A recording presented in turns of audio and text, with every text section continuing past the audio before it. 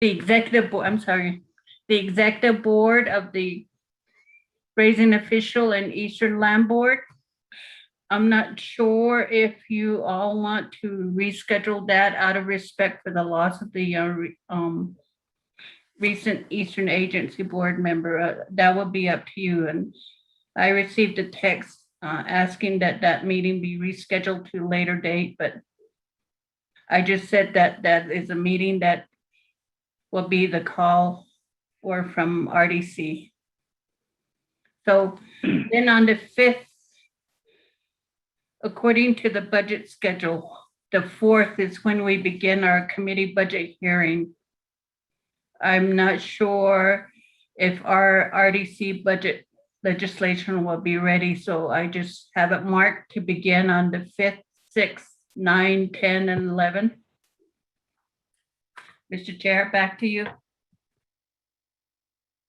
Thank you, Ms. McGay, for that. Any other announcements, honorable colleagues? Chairman Freeland. Honorable Freeland, go ahead. Chairman, thank you, Chairman. Honorable colleagues, Nana, Yana, honorable staff. Today we have our meeting with Undersecretary Brian Newland in Crown Point at 2:30. Various topics related to the DOI, in particular Chaco Canyon. I believe our meeting will be our leadership meeting for an hour, and then we'll go into a meeting with the allottees at 3:30. So that's this afternoon. Also, I just got word from our president at NAISI that Starviso services will probably be held on Saturday in Farmington. So I'll be attending. I'll get more details, but I believe it's at the at the home there in Farmington. So I'll send that information out to RDC. There's a family meeting tonight at in Farmington at the McGee Park location area. So I just want to update you on that as well. Thank you for your support, colleagues, and continual keeping the Arvizo family and Chavez family in our thoughts and our prayers during this time. But thank you, Chairman Adia. Thanks. Thank you, Honorable Freeland. Honorable colleagues, any other announcements? None. Ms. McGay, could you read the agenda, please?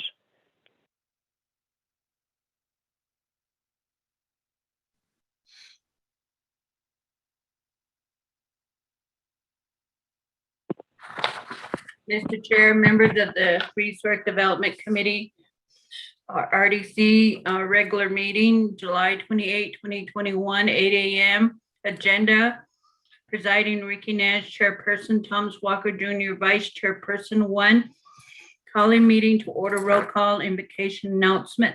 2, recognizing guests and visiting official. 3, reviewing and approving the agenda. 4, reviewing and approving the journals for July 7th and 9th, 2021. 5, receiving report. A, report from Global Source LLC.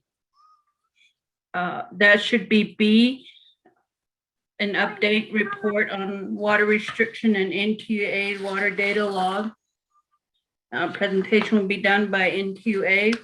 6, old business, none. 7, new business. A, legislation 0107-21. B, legislation 0109-21. C, legislation 0111-21. D, legislation 0113-21. E, legislation 0114-21. F, legislation 0115-21. G, approving a work session with Cell 1 and Nomination Land Department General Land Development regarding discussion on implementation on the FirstNet implementation across the Navajo Nation. 8, conclusion of committee meeting, other announcement, adjournment. Mr. Chair, the reason why we had several reports listed, and I had to pull off and leave the 2 reports so that I forgot to renumber, and that's how the number C showed up. Mr. Chair, back to you. Thank you, Ms. Begay. Honorable members of RDC, let's establish a motion and a second. Motion, Chair Freeland. Honorable Freeland, second by Stewart. Honorable Stewart. Thank you.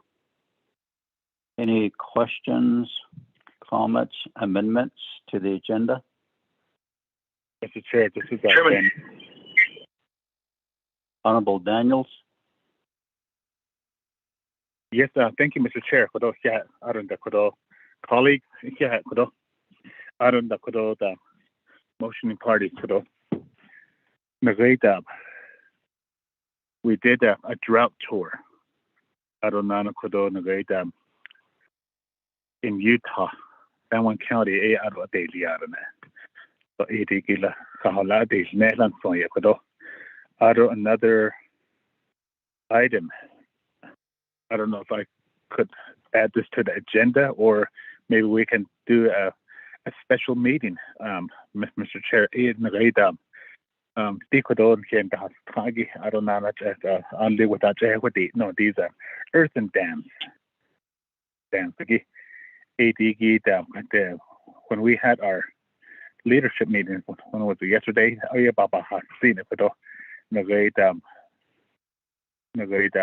Water resources there. There's vacancies and the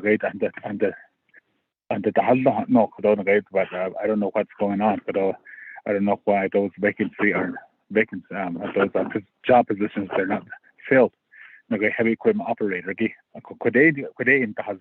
the local level, these earthen dams or they need repair. See if we can do maybe the contract out the big so on this case, because we have our Navajo people out here heavy equipment by the Hallo. Peter, you change the dog, cut in that door, about this case, Mr. Chair. Thank you. Thank you, Honorable Daniels. So, Honorable Daniels, yesterday behind Jiggy, you were requesting a directive. So, they, Bon Citizen Kazos, would you like to just have a meeting with Division of Water Resources alone and perhaps talk about numerous items other than the positions that are vacant for heavy equipment operators to repair earthen dams, Honorable Daniels? Mr. Chair, yes, I would like to request that but maybe they do a separate meeting. I think go that you got the been that on even though the issue with the don I think the other in this on but I see the tour give I see the given at the local level. So maybe we can do a separate special meeting as so about this case just with the water resources and also the Department of Personal Management. I Mr. Chair, thank you.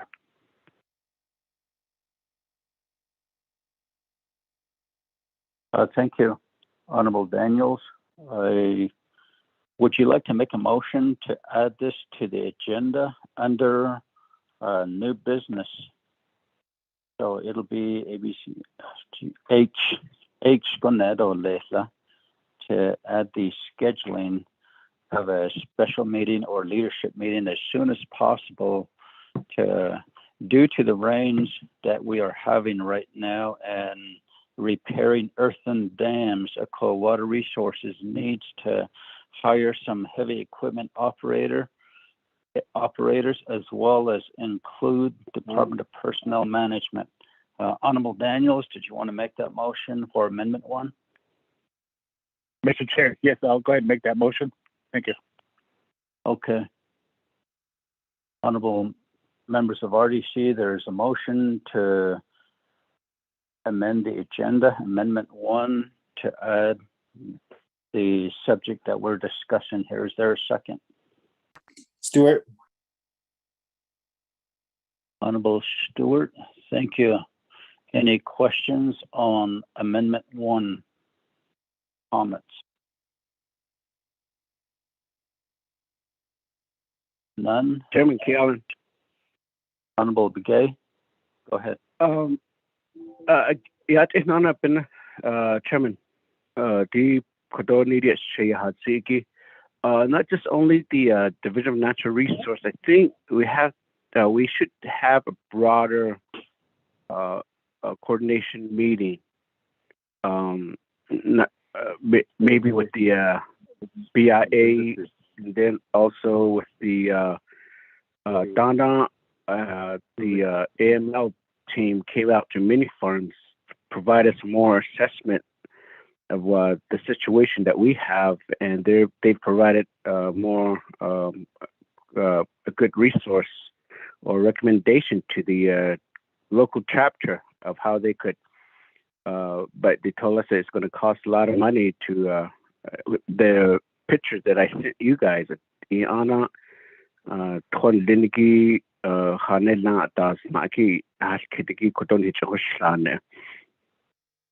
Even from the BIA, even the federal level, Bill R, the door, even the Department of the Interior. I mean, I think that it has to be a broader meeting coordination that I would request to have Shay modify that, and even at the state level. And then there was a report that was given by one of the resource water management staff about the Army Corps of Engineering. I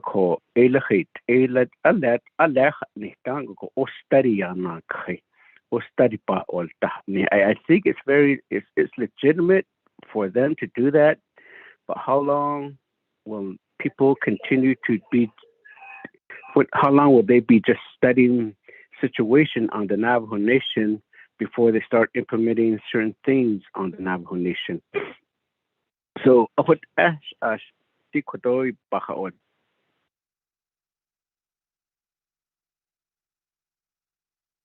Honorable Begay.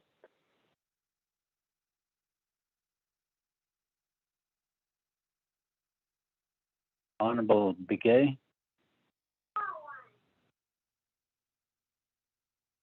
Honorable Begay.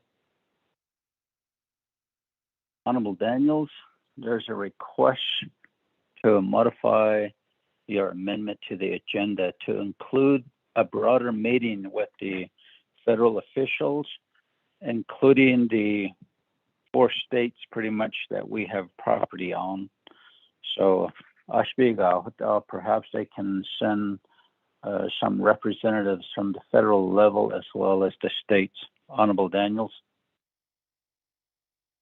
Mr. Chair, Nagaita, Kuraba, Twiki Kodosh Chay, Kedi Kodota, Ashibi got on the back. Ashibi got Kodonagaita, the Navajo Nation, they as they know, in the Kodo, because of the Nadishinagi, Nagaita. I see the Nathan Lakashite, Nagait Navajo Nation, Kodo, Nahot, no, Kodo Peso, they land that eat later. Kodo dam. Peso inaz but Kodo, Nan shade and that open no, oh, what a hole, just. So I think we really need the Navajo Nation really needs to move. So what out on it, although you can say could have been on it as well, but it's not for it. But Navajo Nation on the way down departments again the way down. Not just water resources, but yeah, toward and so it is about the Kodo say Abiga. Thank you, Chair. Okay, Honorable Daniels concurs for the request from Honorable Kealan Begay to have a broader meeting with the federal and state officials on this subject here. So, Honorable Begay, are you back on the call?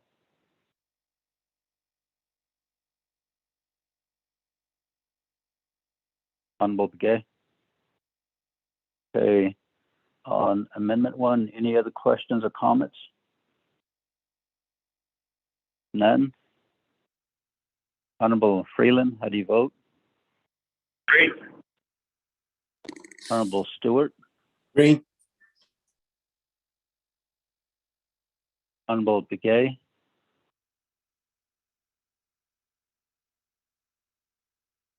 Honorable Vice Chair Walker. Chairman, I vote green. Thank you. Honorable Daniels, Green. Honorable Begay. We have a vote of 4, 0 opposed, chair not voting, motion carries for Amendment 1. Back to the main motion. Any other comments or questions? Chairman Freeland. Honorable Freeland, you have the floor. Thank you, Chairman. Out of colleagues, I'm saying good morning again. Out of staff, I actually got an amendment on one of the legislations I'm co-sponsoring, 01721. I just sent that amendment request to Office of Legislative Counsel, Ms. Barbaroff. I know Ms. Khan is out and Mr. Abeda.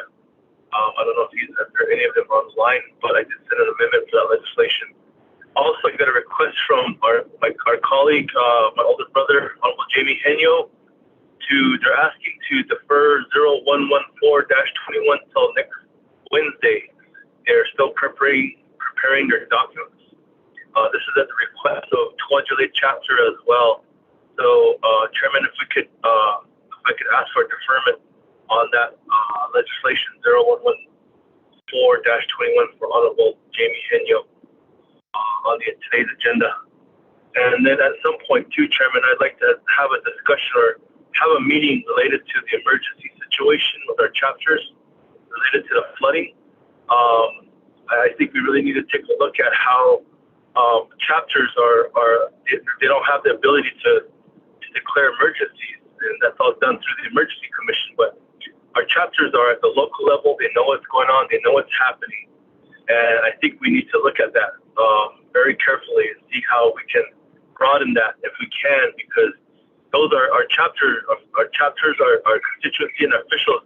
They're the boots on the ground, and we rely on them heavily for information. So I really want how we can have this discussion, Chairman. So, Eddie, thank you. Honorable Freeland, your request to defer legislation 0114-21 sponsored by Honorable Jamie Henyo, who texted you to ask to be deferred to the next meeting. Number Yes, sir. 2 is your legislation 0115-21 will require an amendment to today's debate. It's actually, Chairman, a correction. I'm sorry. It's 0107-21. It's sponsored by Honorable Daniel So. I did sign on as a co-sponsor. So I am the co-sponsor of that. It's the number 1 legislation on the agenda. And then if we could maybe request under new business to schedule a meeting or an update from maybe Department of Emergency Management on an update from the situation on the flooding as a new item business under new business, and maybe a discussion with DOJ or whomever related to chapters' inability to declare emergencies as well. Thank you, Chairman. Thank you, Honorable Freeland. Chairman So Nance. you want to make a motion for Amendment 2, Ms. Begay? Chairman Nance. Mark, for Delegate Freeland's request to defer Jamie Henyo's legislation, that request has to come from the sponsor himself. We could just move down the list and we get to that legislation and you can call on him twice or 3 times. And if he doesn't answer, then it automatically defers to the next regular meeting. But that has to, since Delegate Henyo is the sponsor of that legislation, then he has to make that request, Mr. Chair. It's for the record. Chairman. Thank you. Honorable Freeland, so when we get to E, legislation 0114, we'll just call on him. If he doesn't answer, we'll just automatically defer that legislation. And then on legislation 0107-21, Honorable Daniel So's legislation, when we get to that legislation, we can make that amendment at that time. So, Okay. Honorable Freeland? Chairman, thank you. Thank you, Mr. Begay. Related to 0114-21, Honorable Henyo, I don't know if our little brother is co-sponsor. Could the co-sponsor request the deferment? Honorable Stewart? I don't know if it was legislation or if it was a different one. Ms. Begay? Mr. Chair, members of the committee, I still don't have a copy of the co-sponsor notification. So right now, prime sponsor is for Jamie Hinyu. Okay, we'll just take care of fine. it at that time. We'll just take care of that Thank you, at Chairman. that time. Thank you. So, Honorable Freeland, are you going to make a motion for Amendment 2 Yes. to add under Motion. new business to schedule a meeting for chapters experiencing emergency flooding, and that meeting will include Division of Community Development, ASC, as well as Department of Justice? Jamie can come on to this meeting. And Department of Emergency Management. Please put your phones on mute. have to leave it. Department of Emergency. Freeland? Department of Emergency Management. Scratch DCD, Chairman. It's really from Emergency Management and Okay. DOJ. Okay. DEM and DOJ. And if we need DCD on standby, we can. And I think that was our brother, Honorable Henyo, trying to ask for deferment. Thank you. Okay. So, are you making that motion now? Yes, sir, Chair. Thank you. Submit to Honorable Freeland. Is there a second? Chairman, I second. Thank you, Honorable Vice Chair Walker, for that. Any questions, comments to schedule a meeting for chapters on emergency flooding? Chairman, Kiel is back online. Okay, Honorable Begay, would you like to say something? No, I was just trying to get back online for a while. Just like my little brother said, I was just spinning around.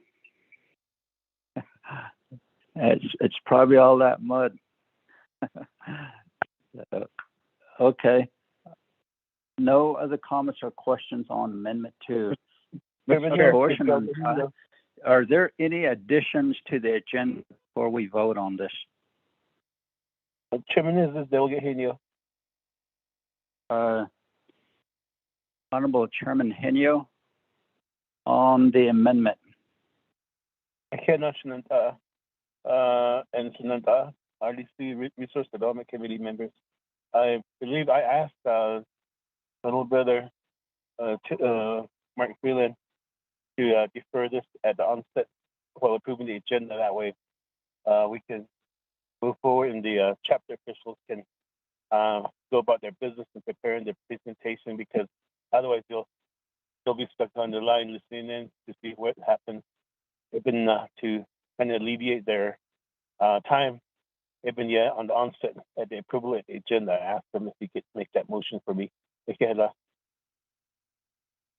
Okay, Chairman Henio, since you called in and you made the request yourself, we'll go ahead and defer legislation 0114-21 to next RDC meeting.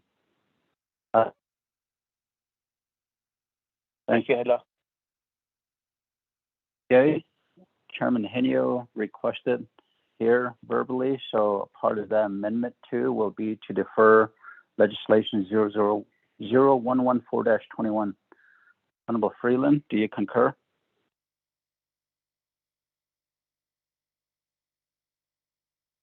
Honorable Freeland, press *6.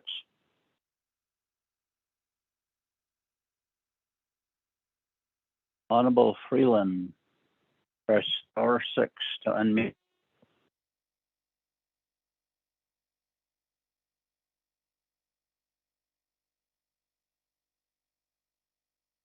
Honorable Freeland.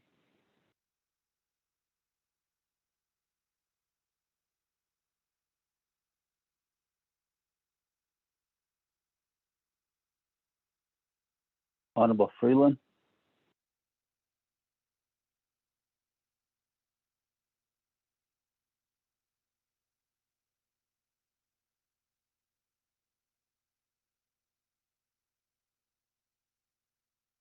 Honorable Freeland,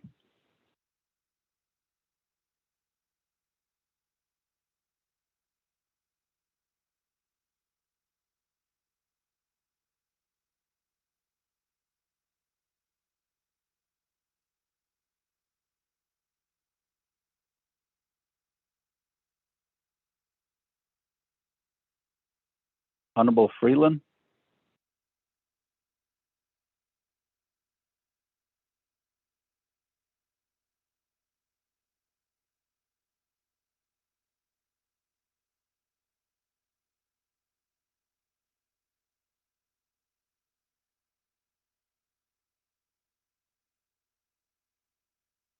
Honorable Freeland,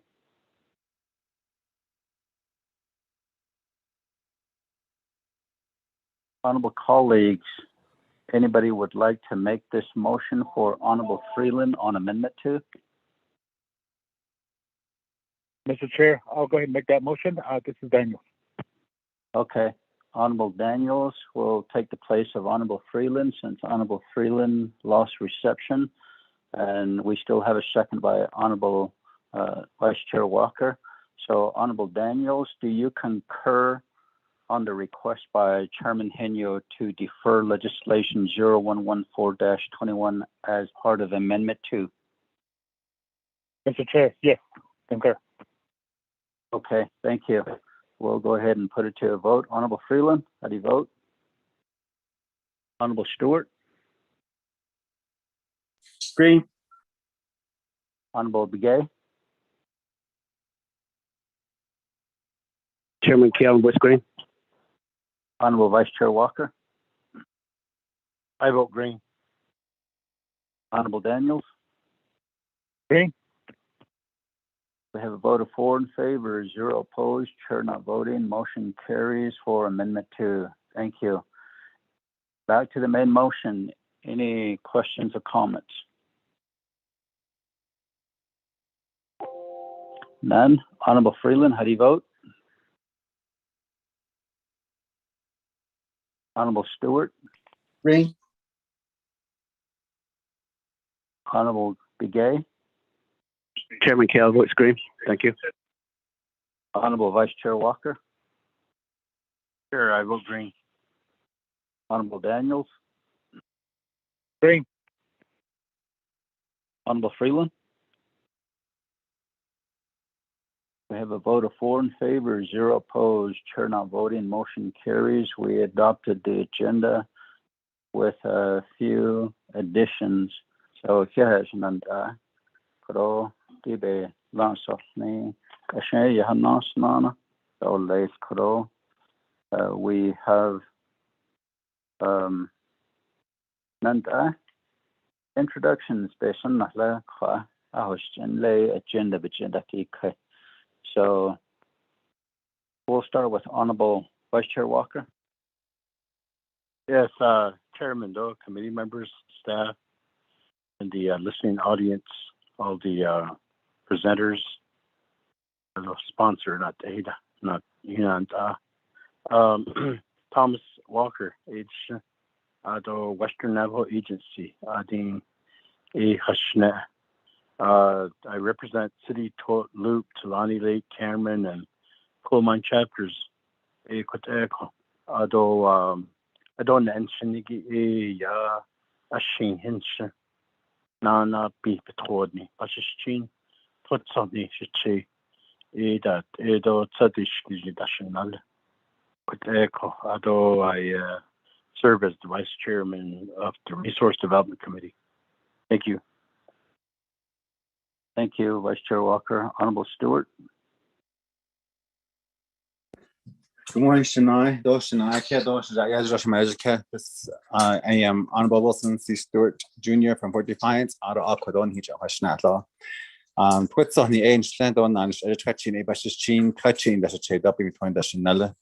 And again, good morning to all of our listeners for our RDC meeting this morning, 8 o'clock. Shania. Thank you, Honorable Stewart. Honorable Daniels. Yes, thank you, Mr. Chair. Yeah, Kodo. Out of the Kodo, in case in dash na sige kodo and RDC members are in his staff. I don't know kodo in Chicago Herman Daniels Jr. I don't know slingy but ani kila chain was his chain. As got blood as a mella out of that whole head lane do na kite na da das chain. Or that man slink on the radam of jet ho out of that shank ho that ken. I don't know if any banastas. Thank you, Chair. Thank you, Honorable Daniels. Honorable Freeland. Chairman, good morning, colleagues as well, staff. Good morning, everyone on the call. Shady Mark Freeland this year, help us really get to the external key Holly. That's a kid as a chick. I'll turn up a page out of Crown Point. I have 8 chapters out of Eastern Navajo. Good morning to all of our chapters out there, especially my 8 Crown Point people to Colorado. Addition used to add Jana Chini Aro, because Guido, Ted Guido, Hanukado, Nayazin are my 8 chapters. Chairman, good morning to one and all. Looking forward to our discussion today. Thank you. Thank you, Honorable Freeland. Honorable Begay.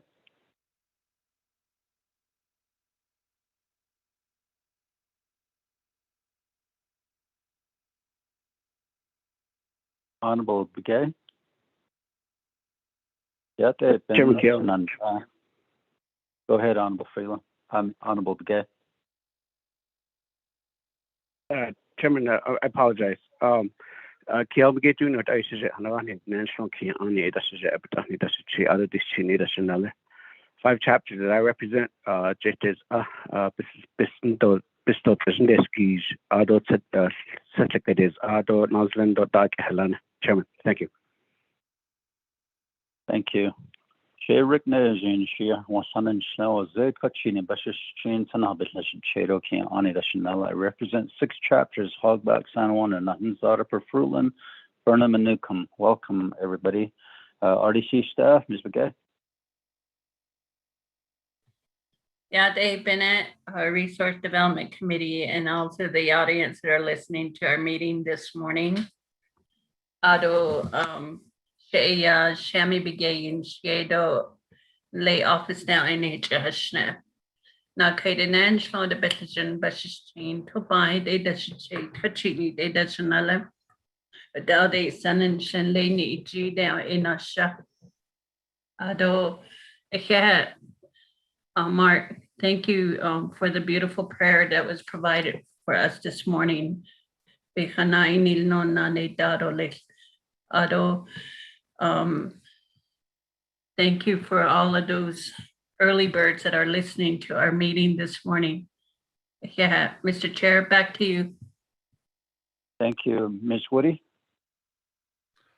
Good morning, Mr. Chair, to RDC members and listening. Good morning, Ado, those who are listening. Good morning. She Teresa Woody and she top on the passage in the bushes chinky on the Cherokee. Not Jenny. It is Chanel. I had always sun and slang hot all and it does see the Mr. Chair. Good morning. Oh, Thank you, Ms. Woody. Anybody from Office of Legislative Counsel? Yes, Mr. Chair, this is Kevin Barnett from Office of Legislative Counsel, summer intern. Happy to be on the line. Thank you. Thank you, Mr. Barnett. Mr. Chair, this is Lurleen Tapahi with Office of Legislative Counsel. I'm also on the line. Good morning, Ms. Tapahi. Thank you for being on the call this morning with us. Certainly appreciate it. Honorable members of the 24th Navajo Nation Council, Honorable Otto. Good morning, members of the Resource and Development Committee, members, and Chairman and Vice Chairman of the committee here. Ich bin on the members of the staff that is on the line also. I know the early birds. Auto so that's what you أنا قيدنا تويكت لين نشتري تقبح إيه بس الشين لقى نالا شيء دوت سنة جني دشن نالا adonda tonenes de hor yede bebishma ana inch ko it's that the sibole. Thank you. Go on mute. Thank you, Honorable So. Honorable Paul Begay.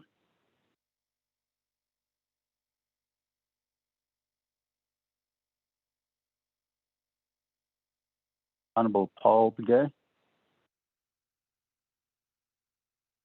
Chairman Daniel So. Honorable Jimmy Yellowhair. Honorable Speaker Damon. Good morning. Good morning, Speaker Ricky.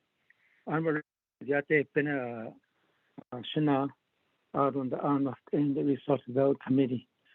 I should on the Knido, Sildan Knido, Shina Ash, the hot dog and edition. Say anyway, Chilchi Bagade, I represent the Black Mesa, Force Lake, Pinion, Whipplewell, Hartra, a Panasha. Ado he Pinieta and Jesus Sato Adon Shidne, Podo is on the order to he Adon and Schlingeya to Han and Schlindonda Torch in Bashin to the Shinchi at Eroska Rational. Yeah, I'll be part of the channel this morning. Thank you very much, Honorable Ricky National, here for the time. We'll back on mute. Thank you, Honorable. Thank you, Honorable Jimmy Yellowhair. Do we have Chairman Henia still on the line? That is finished. Feminist, Resource Development Committee. My brothers, with that,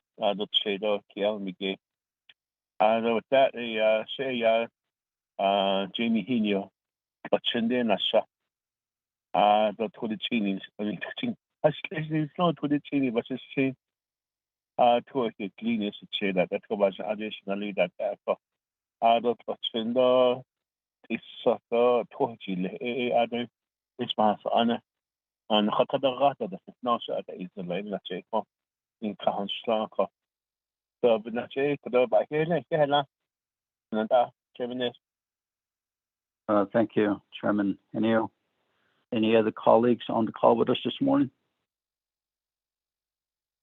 None. Speaker's office, Ms. Yako. Good morning, Shana. This is Delegate Brown. Oh, Yate, Bena, go ahead, introduce yourself. Oh, yeah. Yate, thank you, Chair. Ado Resource and Development Committee members, Ado Shike, Che Nathaniel Brown, that's Jana. Tobahan Sloan, look up, that's Chin, Ki Ani, that's Che, Ado Tasana, that's Nala. Le Chilchimbi Todo, Danaho Todo, to the next year, Ajabanasha. Yeah. Thank you, Honorable Brown. Speaker's office, Ms. Yako.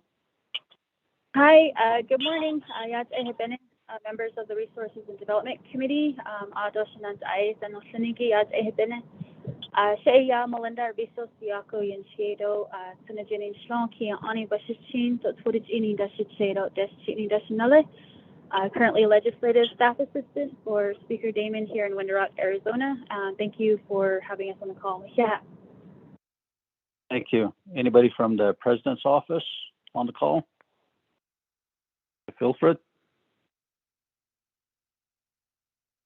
None. Department of Justice? Okay, Global Resources, Mr. Goddard. Good morning, Chairman Ez. This is Colin Goddard from Source Global. Can you hear me well? Yes, go ahead. Thank you, Chairman Ez and Vice Chair Walker Jr., members of the RDC committee, staff, and other listeners for today. I am very excited and eager to provide a report to the committee about our work in innovative drinking water technology and partnerships and projects with the Navajo Nation so far. Again, I provided a PowerPoint presentation to Ms. Begay earlier this morning, so hopefully it can be circulated to members today to see some of the images that we're not able to share with you. Thank you. It should be helpful. No, we'll Okay, use it thank you. to guide the. Mr. Goddard, Mr. Goddard, Yes, yes, sir. we're just doing introductions, please. Thank you. Understood. Senior Director at Okay. Source Global. Thank you. Thank you. NQA, Mr. Rex Kuntz. Anybody from NQA? Yes, good morning. This is Rex Kuntz, Deputy General Manager with N2A, and I have our Water Operations Supervisor, David White, and our Water Operations Engineer, Mark Toledo, as well as other members of my staff, administrative staff. We provided reports, but we are happy to be on the call, and good morning to everyone. Thank you, Chair. Thank you. BIA, Ms. Curley.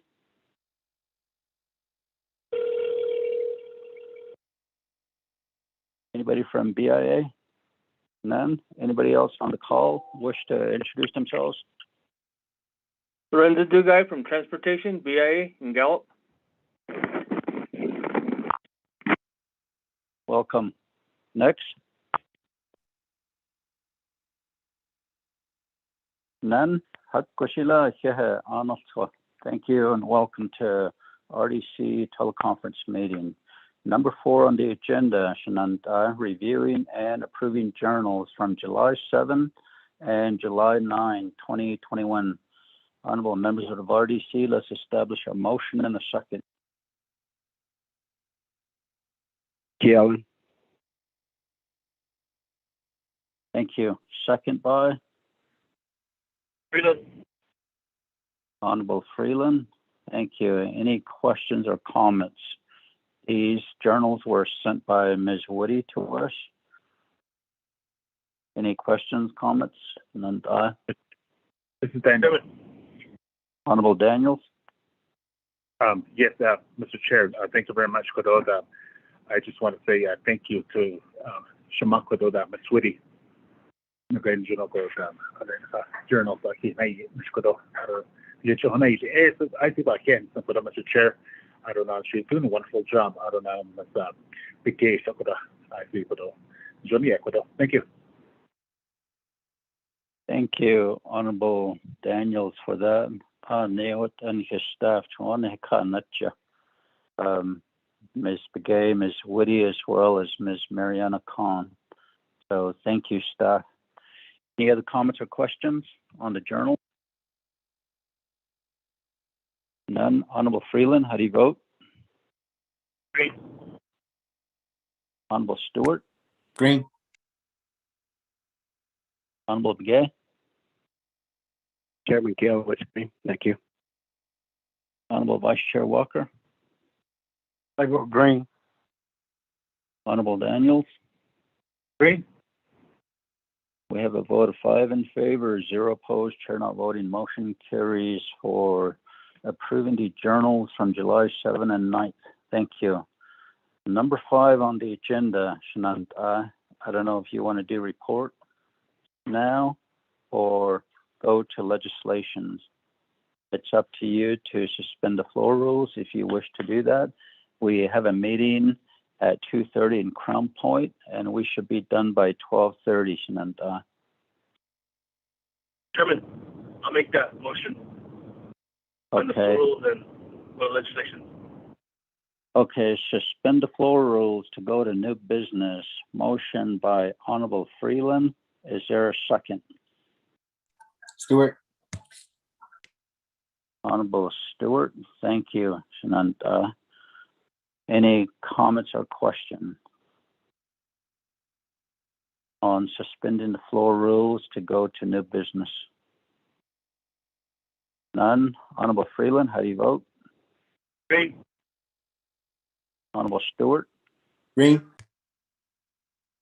Honorable Begay? Chairman Gale, what's green? Thank you. Honorable Vice Chair Walker? I vote green. Honorable Daniels? Green. We have a vote of 5 in favor, 0 opposed, chair not voting. Motion carries. We'll go to new business at this time. Number 7A, legislation 0107-21. Sponsor, Honorable Daniel So. there a co-sponsor? Chairman Daniel So, Honorable Freeland? Chairman, I did sign the legislation. I don't know if staff is able to see that. Ms. Begay? Honorable Chief So is in Washington, D.C. Ms. Begay? Mr. Chair, I didn't hear Mark. Can you repeat that? I did sign on as a co-sponsor for this legislation. I don't know if you're able to tell, or if you're able to see that. Can you, Chair, can you wait a few minutes? Let me run down the hall and see if they have the document. Just a minute.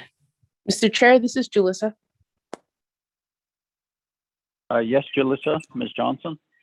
Good morning, Mr. Chair and committee members. The legislation, copy of the legislation was sent this morning at 7:50 a.m. via email from the legislation email.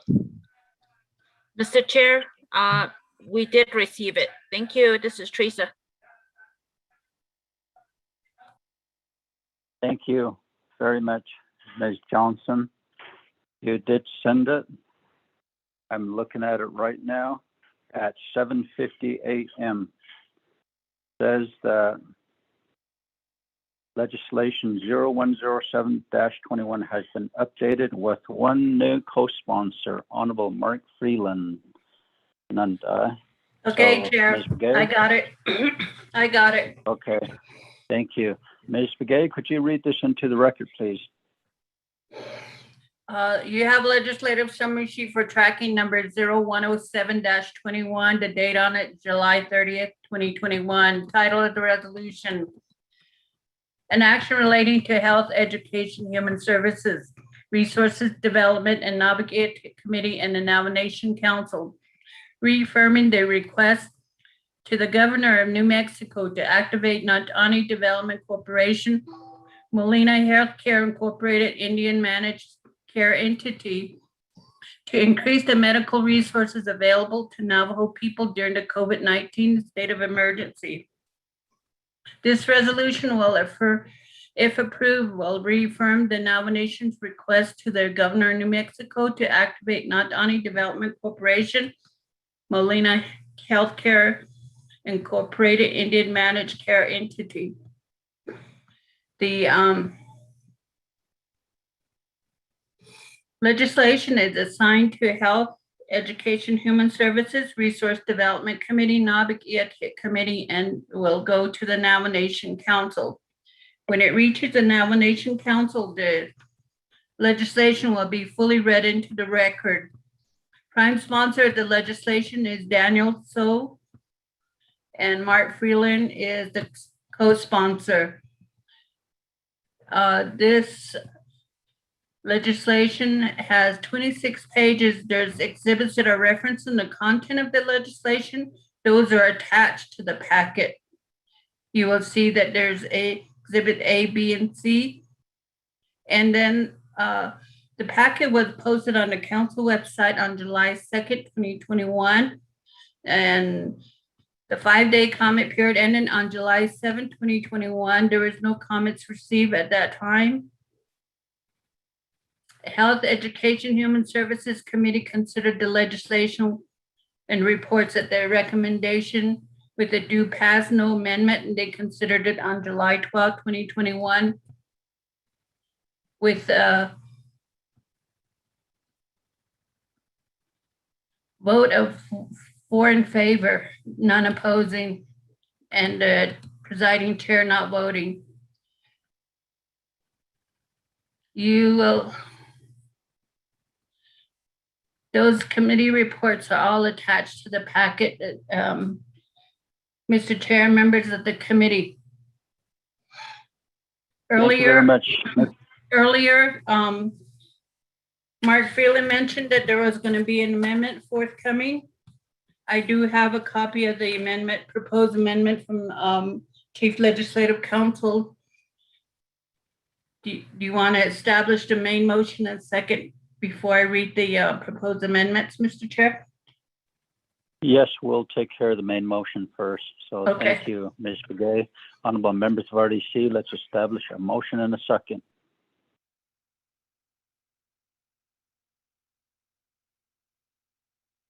Motion. Stewart. Chairman Freeland. Honorable Stewart, and second by Honorable Freeland. Thank you. Let me go to Honorable Freeland since there's an amendment. Honorable Freeland, you are the co-sponsor of this legislation. You have 20 minutes, sir. Thank you, Chairman. I'll make it brief. Since we did have a prior legislation regarding this IMCE. Chairman and colleagues, staff, this legislation really pertains to previous legislation that Honorable Chase So sponsored related to the establishment of the Indian Care Managed Entity. Indian Care Managed Entity would be established under the state of, would have a contract with the state of New Mexico as a managed care organization, MCO with the This MCO would compete with the likes of other MCOs that are currently uncontracted with the state of New Mexico. Those are the current contracted MCOs are Presbyterian, Blue Cross and Blue Shield, and Western Skies Community Health. Those are the current three contracted. This will add a fourth option for our Navajo people to choose from. And I think there was issues related to the enrollment. There was a question as far as passive enrollment was concerned. So we did decide on that and move forward with that. The passive enrollment would give the opportunity for the current members to opt out of one of the three other contracted administrative organizations and opt into this one if they choose. It's not automatically enrolling them into this organization. This managed care entity would be, of course, fully funded by Department of Health and Human Services. The current contracts are federally funded as well as they go to the state and they go through, the option as far as credentialing and ensuring that all medical, all the certificates are in place for this operation. So we do have to have that established, and we went through partnership with Homing Healthcare. The MCO reaffirmation would go to the governor and let her know that as a governing body of the Navajo Nation Council, we do have that ability and authority to sway into these types of discussions, that we do want this IMCE to be established and set up. It is a great opportunity for the Navajo Nation as a whole. It's a great option for our people to choose, give them the right ability to have that fourth choice. This would be locally owned and operated by the Navajo Nation. One of the best things or great things about it is to also provide jobs for our Navajo people. And a lot of our Navajo people have that opportunity to work with this IMCE and have it reestablished. So we're waiting on the governor, we're waiting on the cabinet secretary for to get this approved and get things moving under the potential contract with the Navajo Nation. So this is just a reaffirmation legislation. It's also asking for consideration, strong consideration to the governor and having that like I said before, that stand up of the IMCE. Chase So is of course the chair of the Health, Education and Human Services Committee, and he did have a discussion with the governor, and I don't know if that went well, but aside from that, she is aware, and I don't know if she wants to speak to us about this, but she's kind of holding this off because she wants to decide or have this decision made by the president. And I don't know if the president is supportive of this legislation or this IMCE, but that's something we can have another discussion on another time. I just wanted to give you some background and an update. A huge opportunity for the Navajo Nation as a whole, a huge opportunity for our people to be given a fourth choice. You have right now the way it's set up is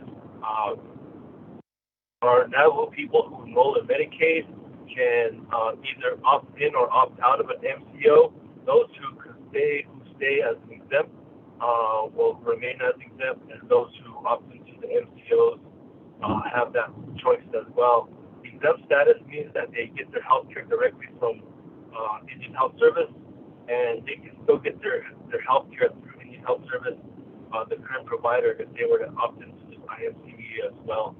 So just a little bit more background on that as well, Chairman. Right now, the current number of Navajo enrollees in the state of New Mexico under Medicaid is about 75 to 80,000 current enrollees. That's all populations from young children to elders and golden age VN. So there's a vast population of our Navajo people enrolled right now on the New Mexico side, but they do have that choice and that ability to choose an MCO if they would like to do so. So standing this IMC up would give Navajo Nation that ability to do so, compete with the larger corporations in New Mexico. We don't have shareholders. The profits or any profits made would go back into the Navajo Nation Treasury or the general fund for that gain. So profitability would be considered as well. Right now, we are getting word there are two other tribes right now, one in Oregon and the Cherokees up in North Carolina are ready to stand this up. So if we don't do this soon, we will not be the first tribe to own and operate our own Indian managed care entity. This IMCE was really a part of the ARA, which was the American Recovery and Reinvestment Act, which gave the ability to tribes to reestablish economic development opportunities within their tribes. So this is going back to 2009 to ARA language, and that's why we're utilizing this to set this up. We had done some work with the previous governor, Susana Martinez, and her cabinet. We were very close to getting a stand up, and of course they left and they changed. We got a new governor, so we had to start all over again. So that's where things stand, Chairman. I'll be glad to stand for any questions that we may have. Thank you. Thank you, Honorable Freeland. Nanda. Ms. Begay, did you send out that amendment?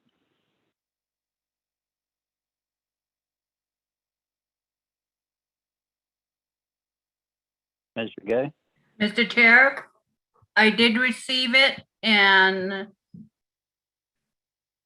I sent it out. Let me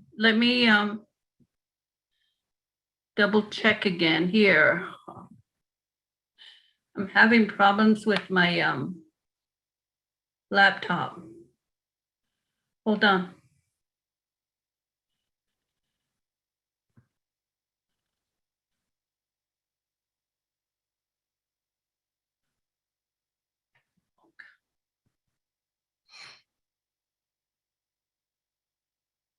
Let me just forward Dana's message to you, and I should have that on there.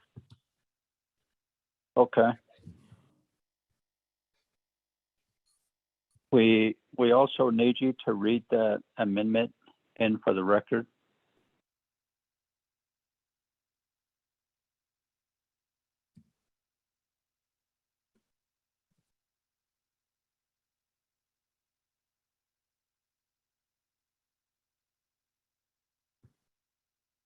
Mr. Chair, I sent it. I can read the amendment, proposed amendment. There's okay. Several of them. On one, on page 4, line 9, after establishment, insert the office of the president and vice president were invited to and participated in this process. That is the language that needs to be inserted. 2, on page 4, line 22, delete the following language. On the condition that the president execute a joint letter from the council to the governor supporting the immediate and establishment of the IMCE. That's overstricken. On page 5, line 3, insert a new paragraph as follows. And that paragraph will be M. The Natani Development Corporation and Molina Healthcare Incorporated have provided the Navajo Nation Council and the Office of the President and Vice President with all necessary and pertinent information regarding the IMCE. That's the paragraph that needs to be inserted. On page 5, line 16, delete the following language. Provided the president co-signs the letter to the governor supporting immediate establishment of the IMCE. That's overstricken. On page 6, line 10, insert a new paragraph as follows, which will be at paragraph F. Within 2 years, the state of New Mexico is to implement passive enrollment for the IMCE, provided the Navajo Nation Council and presidents sign a joint letter indicating approval for passive enrollment. That will be a new paragraph that needs to be inserted. Thereafter, renumber or re-letter succeeding paragraph section exhibits accordingly if necessary. This amendment shall supersede inconsistent language contained in any other committee amendment which shall be conformed to the intent or language of this amendment. The Office of Legislative Services, with notice to the sponsor of the legislation, is hereby authorized to make necessary grammatical changes. Those are the amendments that are recommended, Mr. Chair, members of the committee. Thank you very much, Ms. Begay, for reading Amendment 1. Honorable members of RDC, let's establish a motion and a second for Amendment 1. Chairman Calvin. Thank you. Second by?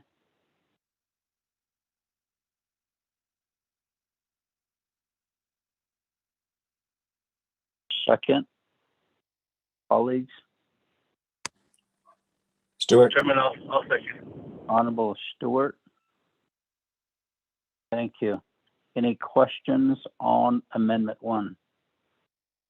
Chairman. Honorable Freeland. Chairman, I just got a message from one of our partnering attorneys from Molina. Marco, are you on the line? Honorable Freeland. Yes, sir. Honorable Freeland. Is the attorney your agent? If so, yeah, we need you to recognize the attorney's name. All right. His name is Marco Gonzalez. Michael Gonzalez. Marco, like Marco. Like me, like Mark. Marco, Marco Gonzalez. He works with Molina Healthcare. Okay. Honorable members of RDC and staff, Honorable Freeland has an agent, the attorney for Molina, Marco Gonzalez. Mr. Gonzalez, you may proceed.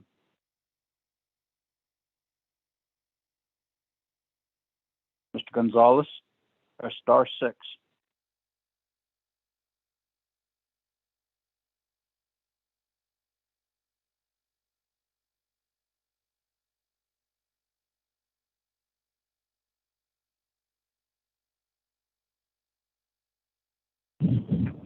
Chairman, I don't think he's on, but Honorable Freeland, so is the amendment that was read into the record, is that correct? no, it's not correct. It's not correct. It's not? Correct. No. Maybe what we can do is just withdraw withdraw the amendment and go back and have it at the next committee added when it moves on to the next committee. That way we have it correct. I don't want to take up too much time on this legislation. Chairman, we have a lot of Okay. legislation to cover. So Oh, I'll just go ahead and withdraw the amendment. And we'll Okay, prepare the Honorable amendment correctly for the next committee. Okay, thank you. This legislation will go to Navajo Committee as well as the full Navajo Nation Council. Honorable Kealan Begay Jr., there is a request by the co-sponsor, Honorable Freeland, to withdraw Amendment 1. Agreement, Chairman, withdraw my motion. Honorable Stewart.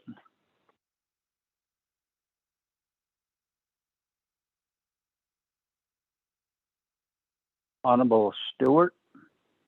Green. Do you also concur to withdraw Amendment 1 as requested by Honorable Freeland? Yeah. Yes. Yes, Chair. Sorry. Okay, thank you. Back to the main motion. Any comments or questions? Amendment 1 has been withdrawn. None. We'll go ahead and vote on 0107-21. Honorable Freeland, how do you vote? I vote green, Chairman. Honorable Stewart?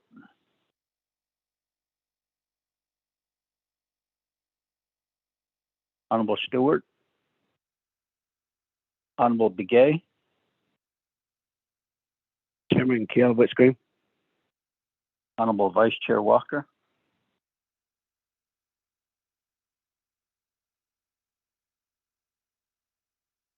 Honorable Vice Chair Walker? Honorable Daniels? Green. Honorable Stewart? Green. Honorable Vice Chair Walker? We have a vote of 4 in favor, 0 opposed. Chair not voting. Motion carries for legislation 0107-21. It'll move on to Navajo Committee next. B, legislation 0109-21. Honorable Yellowhair, are you still on the call? Honorable Jimmy Yellowhair, press *6 to unmute. Honorable going twice. Hello, good morning. Delegate Yellowhair's on the line. Okay, thank you. Ms. Begay, could you read this legislation in for the record?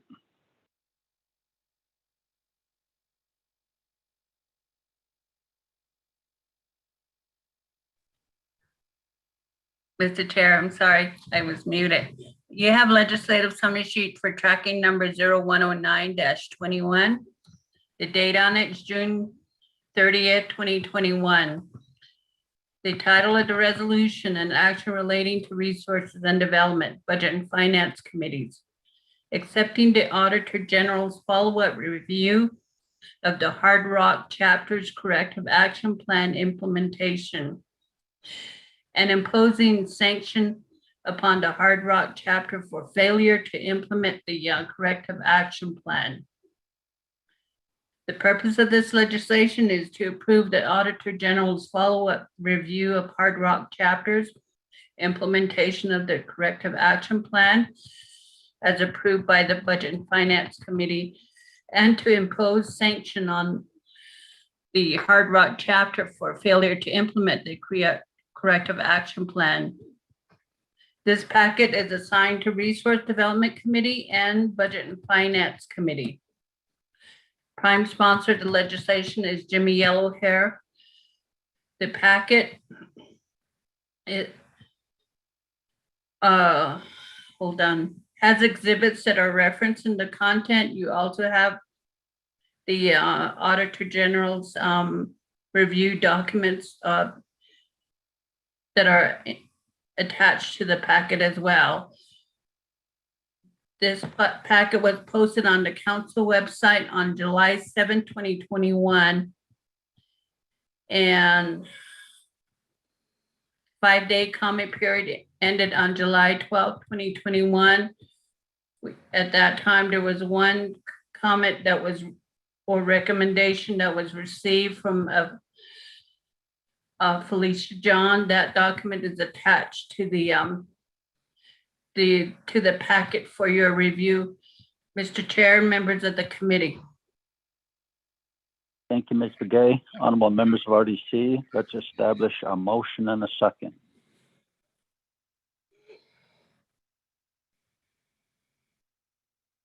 Motion? Galvin. Thank you. Second by?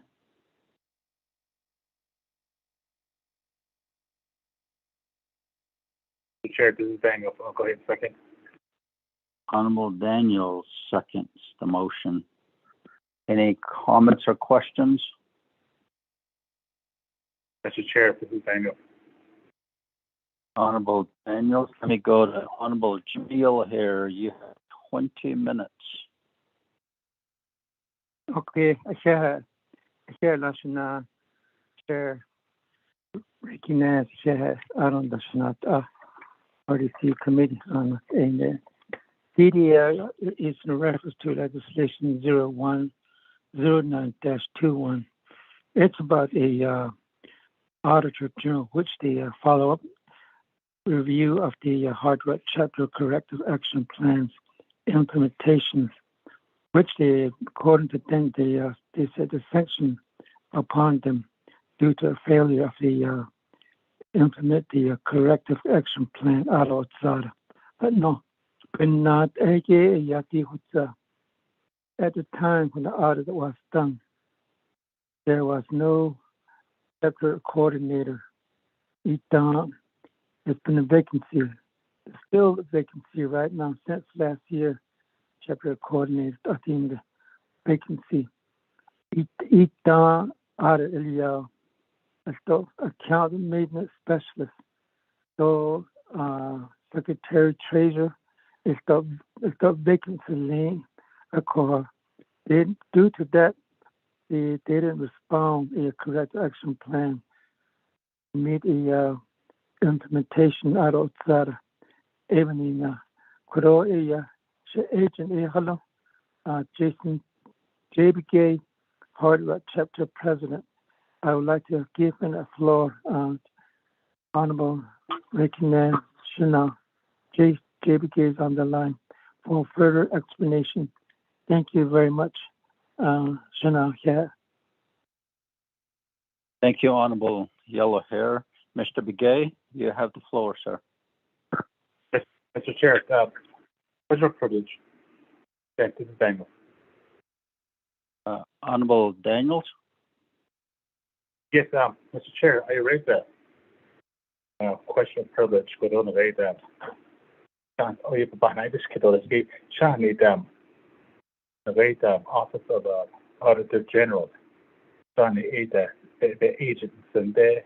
So, can I get the verification on that, Mr. Chair? Thank you. Thank you, Honorable Daniels, for that. Normally, that is the process. Auditor General, are you on the call? Good morning. Are you able to hear me okay? Yes, please identify yourself. My name is Karen Briscoe with the Office of the Auditor General, and I'm here with Kimberly. Yes, could you please expound on this sanction? Okay.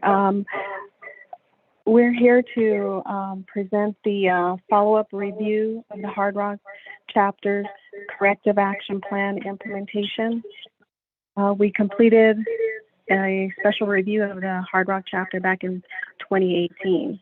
They developed a corrective action plan, and our report and the chapter's corrective action plan was approved by the Budget and Finance Committee back in October of 2018.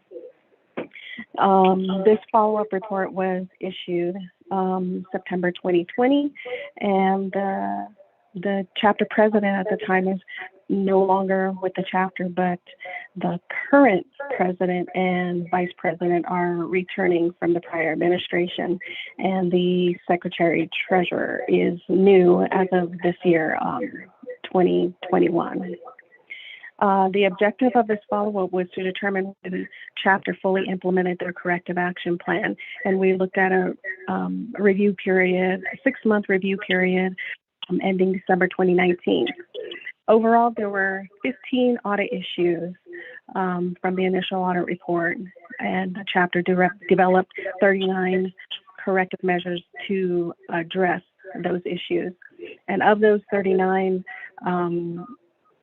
corrective measures, the chapter implemented 17 corrective measures, but 22 corrective measures have not been fully implemented.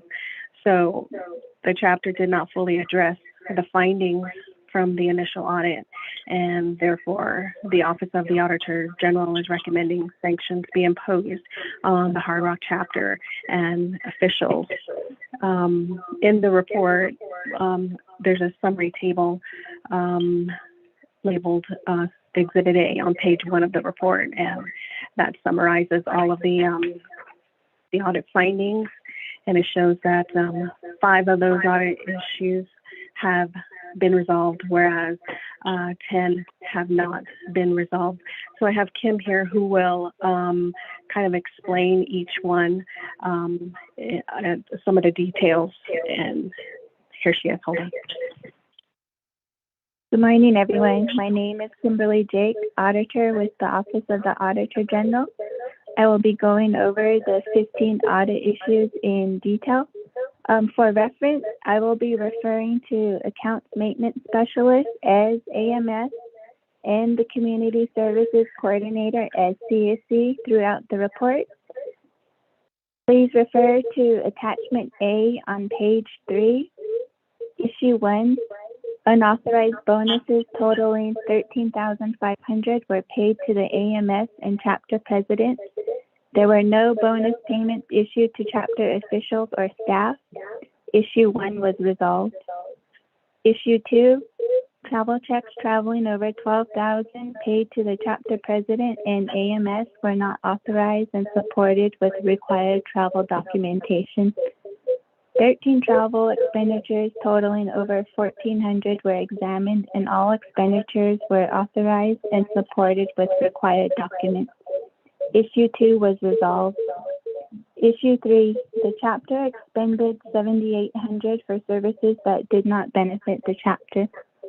The initial finding was regarding payments to the former AMS and the current chapter president for various services rendered with no clear benefits to the chapter. For the review period, there was no evidence the chapter retained services from chapter officials or staff. This is no longer a practice by the chapter. To verify all expenditures to chapter officials and staff were legitimate, we examined checks payable to officials and staff. No disbursements for services by the chapter officials were found, but disbursements totaling over $1,200 were made to a staff member to purchase operating supplies for the chapter. All disbursements were supported. Issue 3 was resolved. Issue 4, personnel files documenting the hiring of 32 employees were not supported with required documentation. 20 personnel files were examined and verified to have all required personnel records on file to support the hiring of employees. Issue 4 was resolved. Issue 5, the AMS earned duplicate pay because she did not take leave to attend Community Land Use Planning Committee meetings. No chapter employee earned duplicate pay for attending committee meetings while simultaneously working regular hours.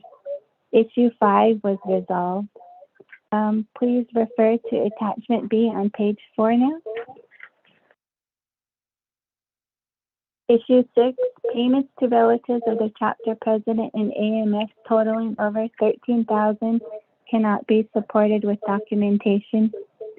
6 disbursements totaling $750 were identified as payments to the relative of the current AMS for committee stipends.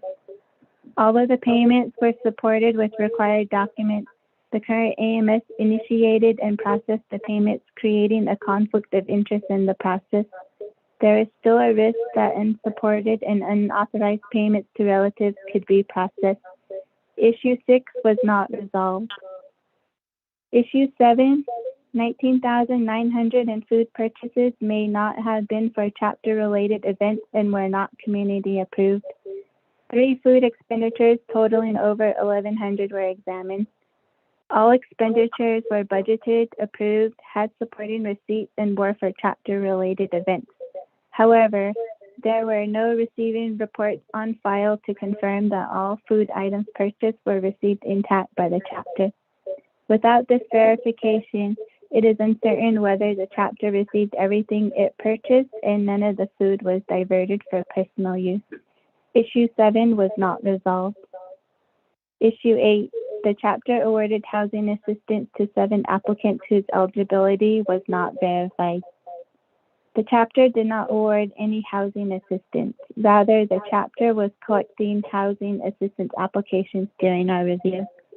The eligibility of these applicants was pending because the chapter was waiting to form a housing committee and to revise its housing policies that were dated from 2011.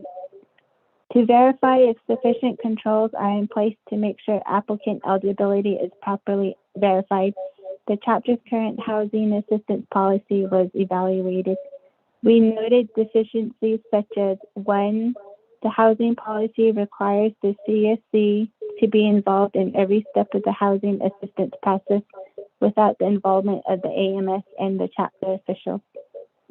2, the corrective action plan requires the chapter to establish a housing committee to evaluate applicants for eligibility. However, the chapter policy allows the CSC to complete this task without supervision or review by an independent person. The intent of a housing committee is to provide an objective evaluation of applications, and in the absence of this committee, there is no assurance only eligible applicants are awarded in a fair manner. 3, there is a checklist to verify required documents are submitted by the applicant, but the policy does not require the AMS as the person completing the checklist and the CSC as the reviewer of the checklist to sign the document. As such, the chapter officials are unable to verify there are checks and balances within the housing process. Please refer to attachment B on page 5. This is continued from issue 8. Overall, the current housing policy conflicts with the corrective action plan. This hinders any improvements to the chapter's housing process, and the risk for awarding ineligible applicants still exists. Issue 8 was not resolved. Issue 9, the chapter cannot demonstrate that the housing assistance projects are complete. As stated previously, the chapter did not award any housing assistance during the review period. However, there are real concerns about the adequacy of the chapter's current housing assistance policy. The housing policy conflicts with the corrective action plan and allows for poor controls within the process. There are no clear steps for defining projects, tracking projects as they progress, and making sure they are completed as intended. No real improvements have been made in this area, therefore the risk posed by the audit finding remains. Issue 9 was not resolved. Issue 10, the chapter does not track the use of building materials. The current chapter housing policy does not address how building materials will be tracked from when they are delivered and used for the project until completion. Since the housing policy has not been revised to require such tracking, this audit finding has not been resolved, and the chapter cannot provide assurance building materials are used for their intended purposes. Issue 10 was not resolved.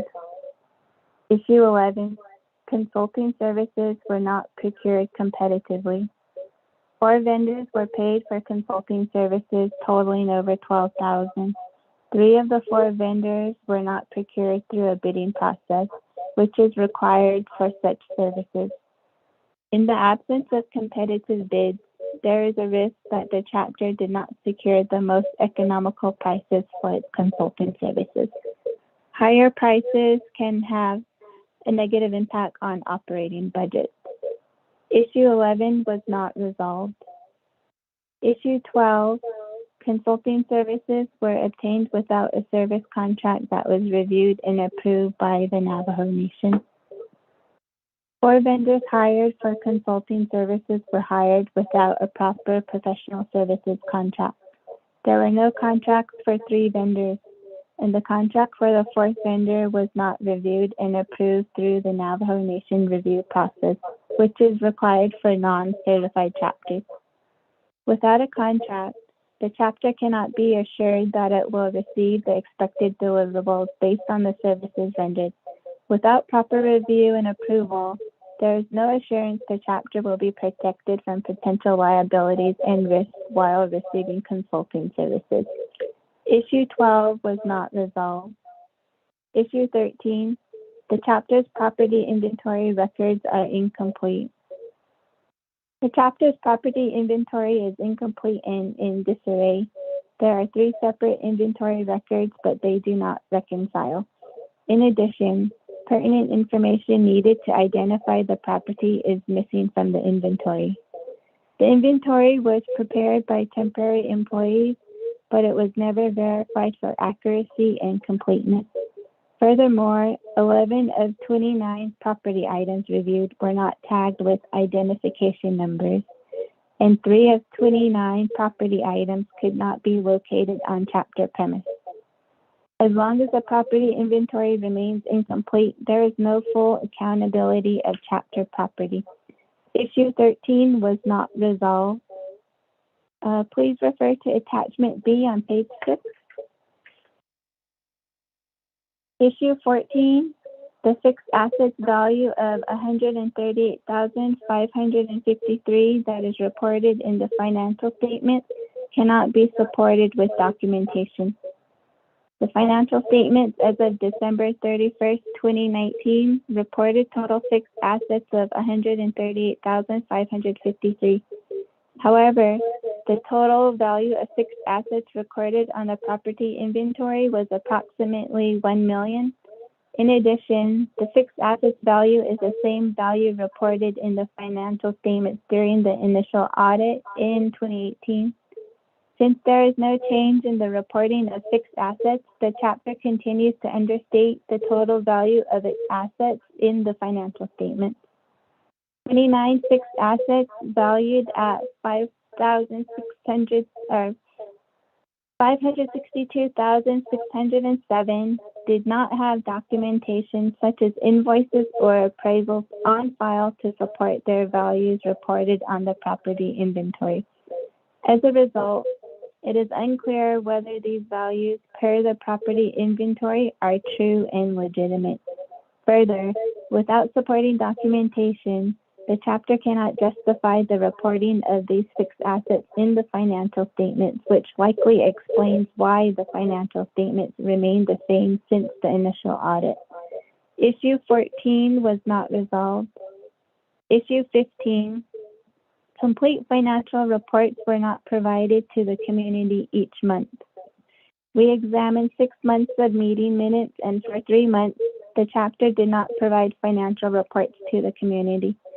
Although financial reports were generated by the chapter staff, there was inconsistent reporting due to turnover in the secretary-treasurer position. The other chapter officials did not present the financial reports to the community in the absence of the secretary-treasurer. Without consistent financial reporting, the chapter membership cannot make informed financial decisions. Issue 15 was not resolved. Overall, 5 of the audit issues were resolved and 10 of the audit issues were not resolved. Therefore, we are recommending sanction be imposed on the chapter and officials. This concludes the report. Thank you. Thank you very much, Ms. Jake and Ms. Briscoe. Honorable members of RDC, do you have any questions? Mr. Chair, this is Daniel. Honorable Daniels, go ahead. Yes, thank you very much. Shishang Ash, Kodo, the legislation Kodo Hidani Shipol Kodo, the rate of your chapter Kodo, the sanction, it's even getting so so should have for your shout about this case, the Kodo. I hold just instead because balance and Navajo Nation, we've been through a lot for over a year now, and we're still dealing with it with COVID-19. 39 findings. Out of 39, there's 17 that were addressed. So right now there's only 22. So at least 17 were addressed. Officials in Lenegita on staff in Lenegita, Ishin Ainash, the Chicago, Ado Kodo, classificator, ASC, she hadn't done. So, I shouldn't make ASC, she hadn't done. Under Division of Community Development, in niche, under Mr. Jim Martin, J. Adler, allows to put that.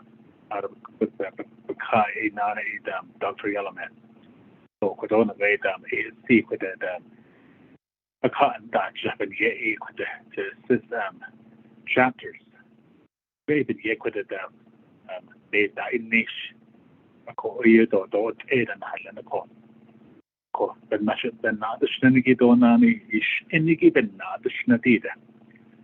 Two of my chapters that I represent, not on and on they don't have a CSC. Actually, been not how long that these CSC they want to resign, like retirees. Called actually that initiatives have been not but on the way under the DCD and on ASC as the initiative. So that's a whole chapter. Staff is on this. So it's all out of called these two chapters. Although ASC, they're out there only one time out of a week. So you don't have to put to assist these chapters. The way that is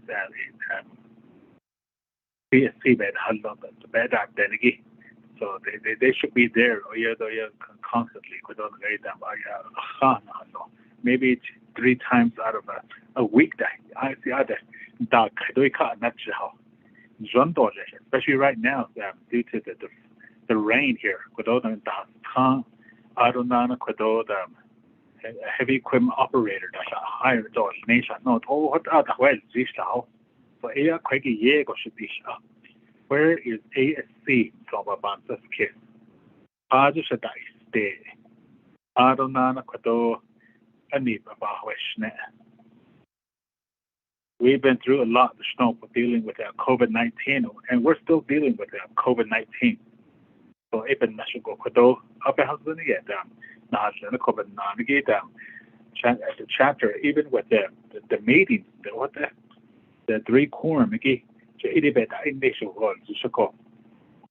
national go Shiban this case. So now is not a good time to sanction a chapter. So you have to about this case to go. But with this chapter, at least they addressed 17 items out of 39. So even I'm going to be opposed to this legislation.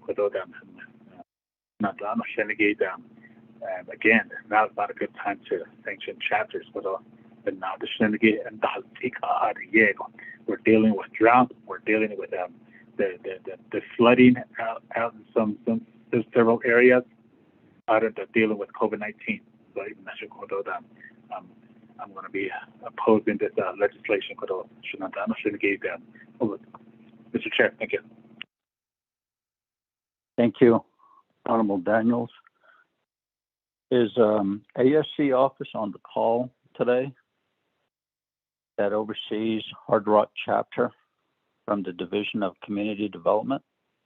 ASC office? Ms. Begay, could you contact ASC office under DCD and have someone get on the call and respond to these questions as well? Mr. Chair, I'll do that right now. Thank you.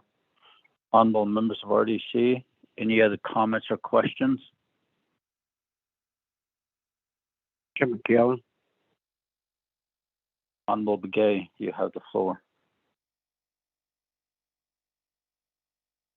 Chairman, ya te handle.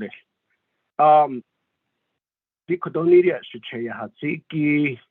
I'm trying to look for the email or a statement that we've made, or I made, I believe it was several years ago, 2 years ago. Oh yeah, he can't that.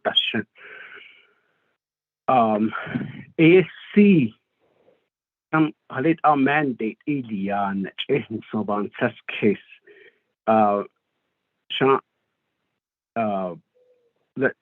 Let the RDC, this RDC committee, finish this 24th term with no chapter being sanctioned.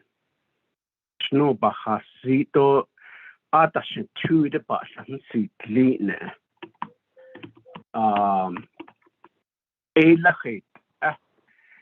Maybe rather than just opposing it, maybe table it for maybe several days. I mean, maybe about 30 days.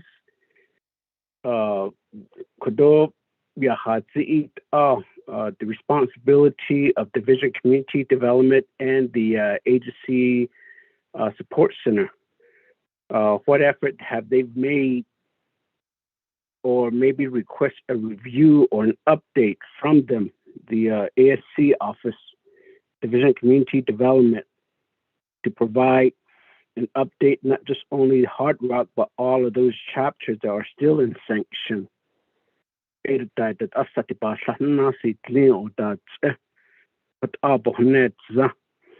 seems that we have so much to be dealing with, and sometimes our chapter does get lost in these situations. Emergency management, declarations of drought, and everything else. It doesn't seem right for us to sanction chapters. We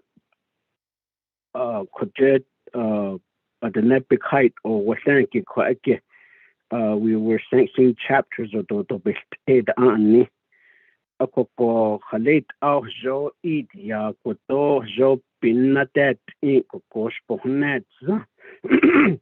And yes, the ASC should be online, provide us an update, and provide us a written response on how they have been helping these chapters, what part, what day they were there, and so on.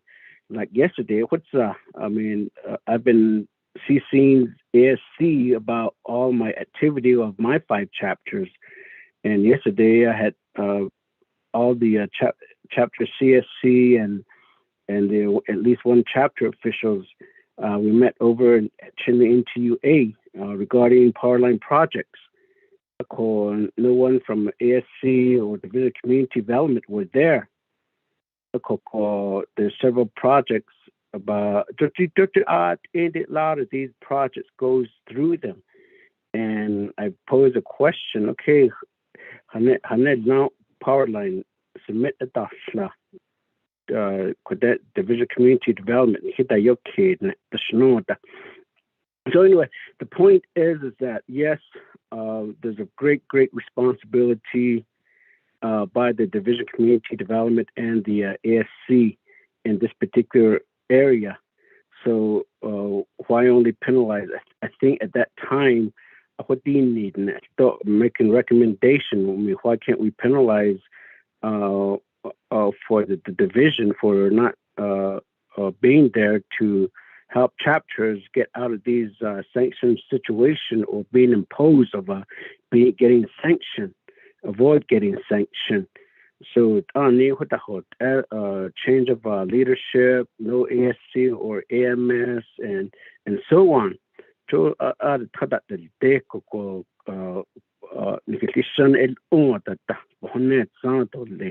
maybe on a monthly basis or weekly basis, the ASC says, okay, we did a thorough review on all of these through your for your chapters, just for your information.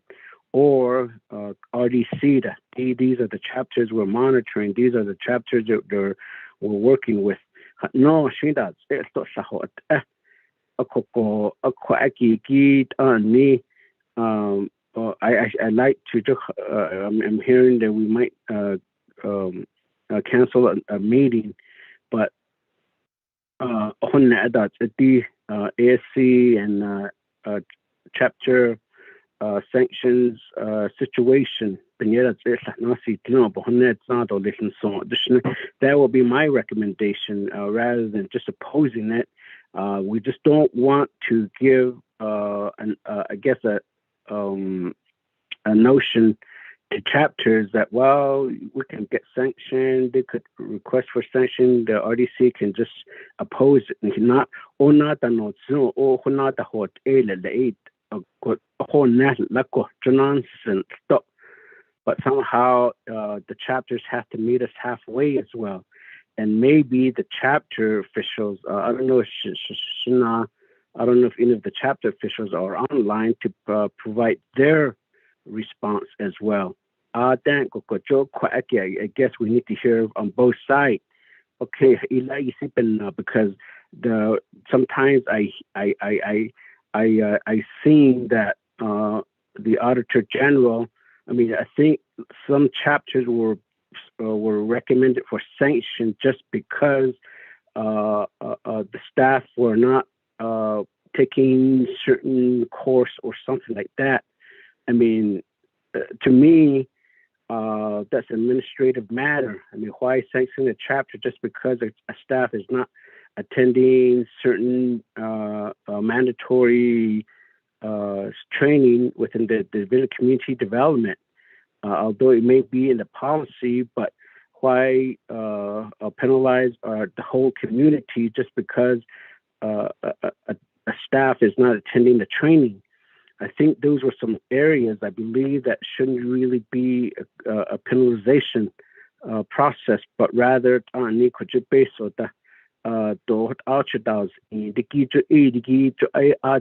sure it's obvious for sanction requests, but some of these administrative matters. Although the other thing too is a lot of these, to my understanding, unless it's the same auditor is doing this doing the auditing, is kodo issue about because I think in previous I've seen too many auditors doing the reviewing, and they had their own interpretation on what and the reason why chapters are being sanctioned. They were interpreting the sanctioning process or recommendation differently. Ako ila stop kodo ba chata huistan ita ben ya ba sine kahanta ako ben koda tseti kodo it's a table the key that's been shackled with chairman, and then give them 30 days to respond back to the Resource Development Committee, but at the same time, the overall requesting of the status of all those chapters that are sanctioned and those that are being recommended for sanction and those that came out of sanction and so on. Those are the overall areas I think that the RDC needs to review as well. So, Chairman. Honorable Begay, before I recognize your motion to table, may we listen to Rock Chapter President, Mr. Begay? Is that okay with you? I thought they were trying to call for the officials. Yeah, that's fine, Chairman. Okay, thank you. Hard Rock Chapter President, Mr. Begay, you have the floor. Good morning, Mr. Chair, other members of the Resources and Development Committee.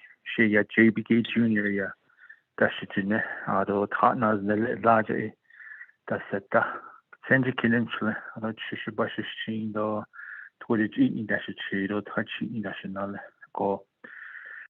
Kodoi Ya Correction Act upon Hatno Banat Ko Hashin saw Hitadat Equator. The findings. Since then, we have been working on the plan continuously.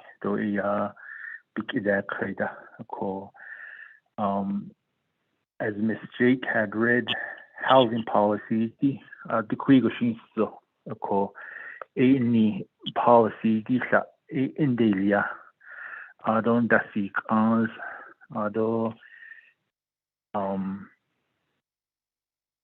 receiving report that the no,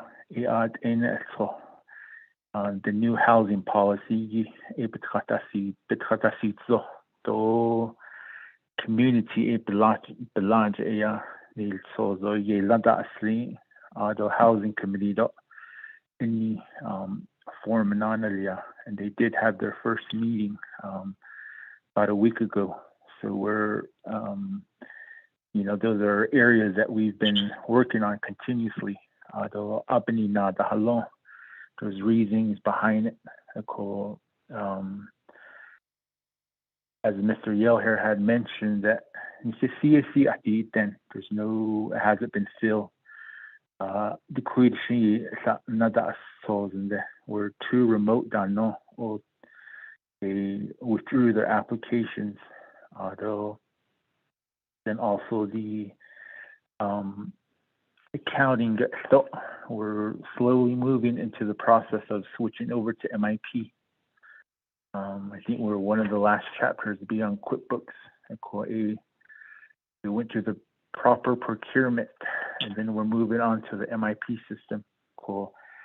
We're working, diligently ourselves. And AMS, Diego Ian Hanadnish, he's almost filling that role as the chapter coordinator.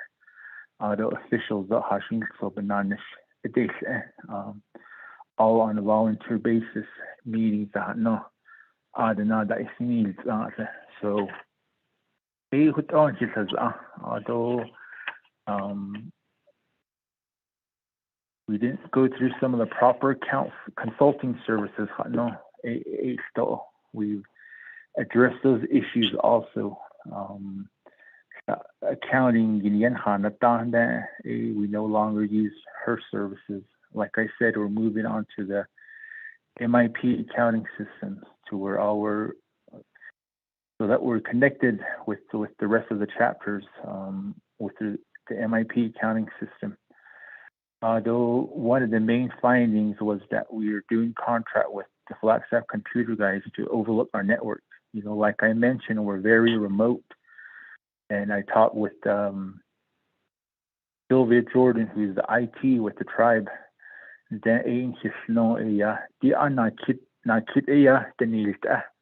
Overlooking 110 chapters as far as computers and networks in Kishnila.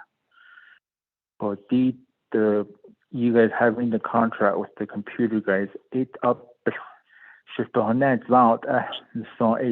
letter just so that she can concur on it.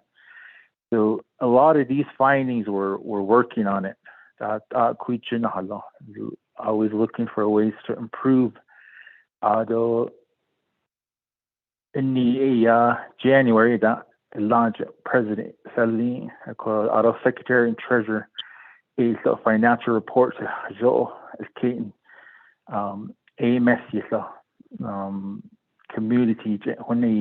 So a lot of these things, I think we've worked on it, and ASC was here back in I think May. I just kind of did a follow up. I don't know if you received their reports. Ibn days out on here as chapter officials out of AMS just because we don't have the coordinator. I don't know if the vice president or the secretary has anything else to say, but we're constantly working on this, the findings. Thank you very much, Mr. Begay, for your explanation of your chapter being under sanction and how you're all moving forward, working on it and making corrections based on the findings and why you were sanctioned and not having a community service coordinator at your chapter. It is very understandable.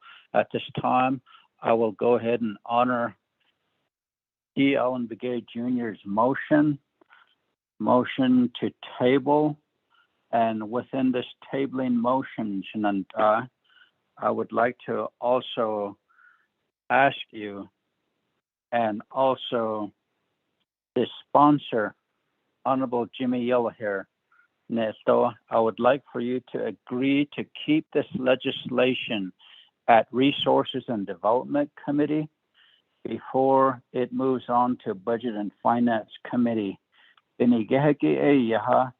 Resources and Development Committee is the oversight over the Division of Community Development and Administrative Service Centers, ASC.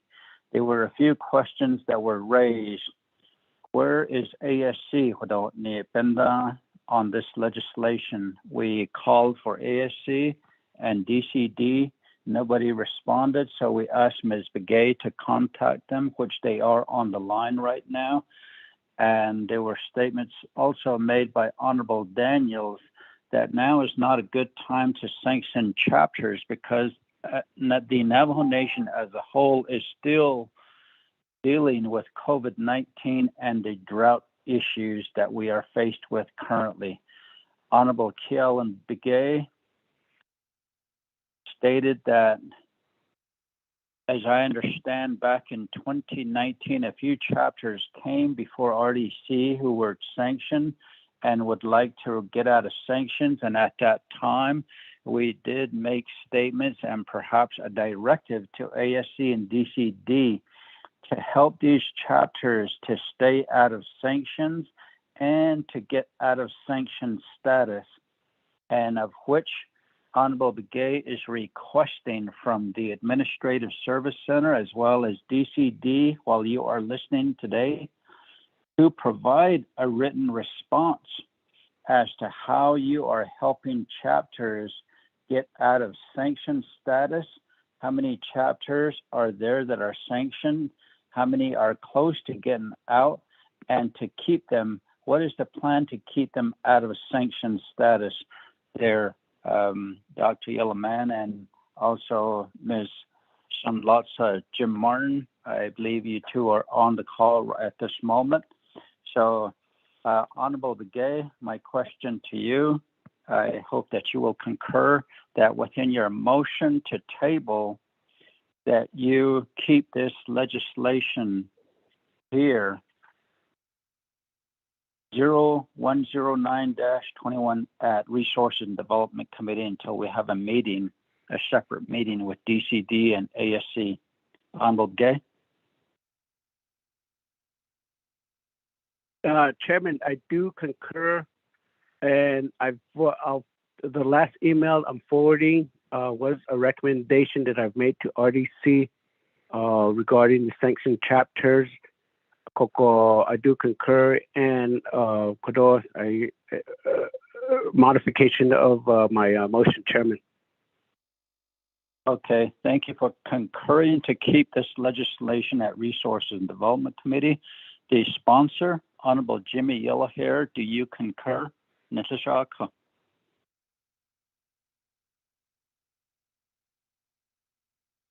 Brother, Honorable Jimmy Yellowhair. Yes, go ahead. Okay, Honorable Rick Ned Shad, thank you very much. With that, a request by my brother, Honorable Kiel Begay, which is very favorable to us as a chapter, not just us, but for all the chapters that are under sanction. I just want to say a few words before I go to the table.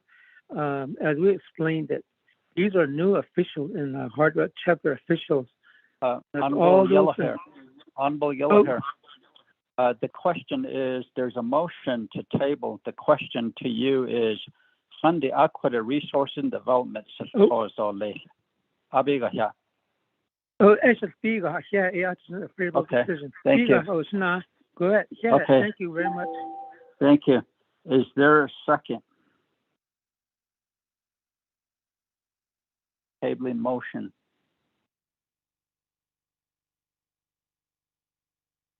Is there a second? Going once?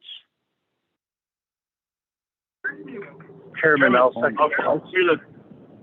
Honorable I have a question Vice Chair Honorable Vice Chair Walker seconds the motion. There is no discussion on the tabling motion, but we will go back to Honorable Jimmy Yellowhair on this tabling motion. You have 3 minutes, Honorable Yellowhair. Thank you very much, Honorable Rick Knapp, Shadow, and my coalition and Resource Development Committee special on in the original one. Upon that, I'm very agree with it. Keep this legislation with the RDC, while we'll do our best, our ability to respond, work with you, and also Division of Community Development with their assistance. We look forward.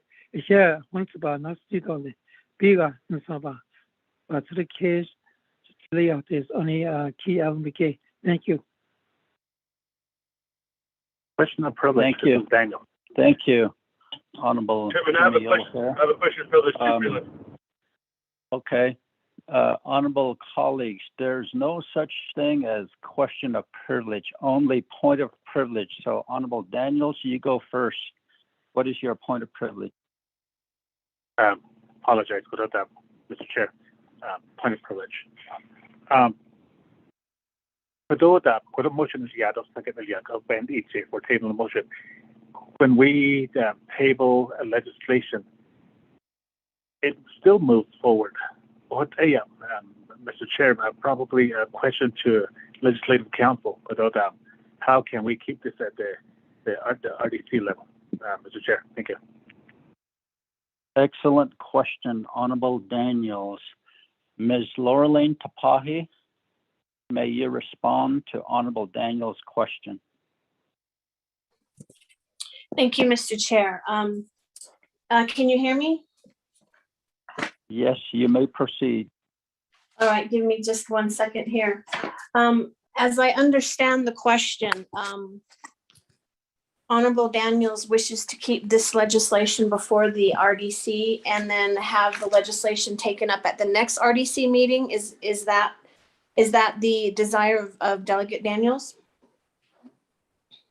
Yes, it was also a concurrence by the tabling party. Okay, so my understanding, according to the committee rules, is that the legislation can be tabled and taken up at the next committee. However, if it's not taken up at the next committee meeting, then it will be deemed to have expired and it will be eliminated from the agenda. So it would, if it is tabled today, it would have to be taken up at the next committee meeting so that it is not tabled twice, and so that the Rule 18H, which is the rule that says the legislation will be deemed expired, so that doesn't apply. So as long as it's tabled today and as long as it's taken up at the next committee meeting, it should be no problem. So, I hope that answers the question.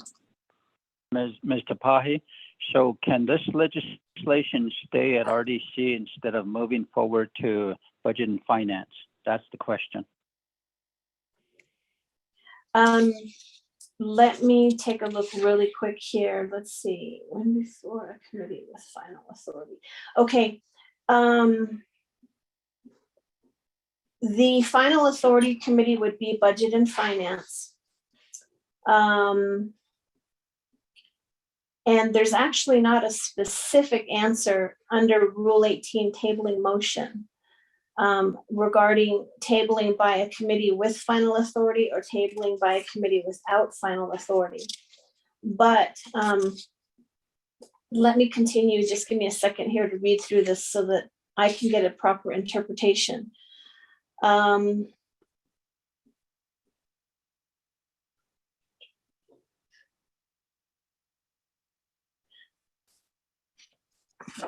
Okay, Rule 18 on the tabling motion states that a tabling motion shall include a specific directive as to when the legislation or issue will be reconsidered.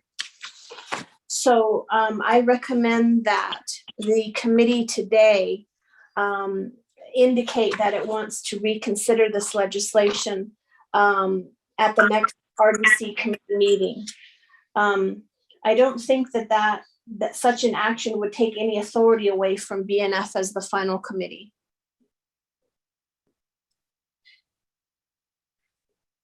Thank you very much, Ms. Tapahi, for I your hope that answers the explanation. question. Okay. PL and Begay. Chairman, this is Shami. Ms. Begay? In the past, we have kept the legislation at the committee level with the consensus of the sponsor. So Delegate Yellowhair has consented that he would keep the legislation at the committee RDC level, so we can move forward with the tabling motion, and I'll include that in the language of the committee report and file it with tracking section so that we know that the legislation will remain at RDC until RDC reconsiders it at the next meeting. Mr. Chair. Thank you very much, Ms. Begay. And also what Ms. Tapahi had mentioned to indicate today that RDC will reconsider legislation 0109-21. I do believe Honorable Kealan Begay did say that after having a meeting with DCD as well as ASC. So that is an order. And also Honorable Yellowhair agreed that he would like to keep this legislation at Resource and Development Committee to reconsider after the meeting. So we'll go ahead and move forward. Before we do, there is another point of privilege by Honorable Freeland. Chairman, thank you. Point of privilege, no, question of privilege. Thank you. Chairman and colleagues, I guess in relation to what we've discussed, would the chapter or the official, and thank you, Ms. Begay, for your work, the new official, would they be able to continue on their corrective action plan? So they're still in that state right now, the corrective action plan. Is that still valid? Since we haven't voted on the sanction imposition yet. So would that mean that the chapter officials could continue to work on the sanctions that are the potential findings, that were given by Auditor General? That's my point of privilege, Chairman. Thank you. Thank you. Honorable Freeland is requesting information whether this corrective action plan will continue to be moving forward by the chapter officials. This question and information is requested from the Auditor General's office. Ms. Briscoe or Ms. Jake, your response?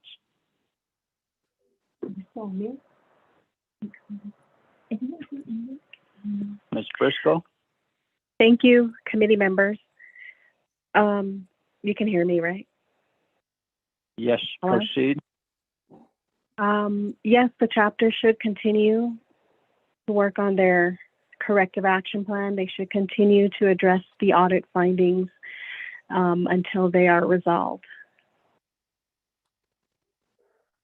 Thank you. Thank you very much. Honorable members of RDC, there's a tabling motion, no further discussion on this. So we'll go ahead and vote. We will keep this legislation as concurred by Honorable Yellowhair, the sponsor here at RDC. So Honorable Freeland, how do you vote, sir? Green. Honorable Stewart? Green. Honorable Kealan Begay? Chairman Kealan votes green. Thank you. Honorable Vice Chair Walker? Here, I vote green. Honorable Daniels? Green. We have a vote of 5 in favor, 0 opposed, chair not voting. Motion carries to table. Thank you. Moving down to C, legislation 011-21. Chairman, before we go on to the next one, Kealan, I apologize. Okay, Honorable Begay, do you have a point of privilege? Chairman, point of privilege. You're recognized. Go ahead, sir.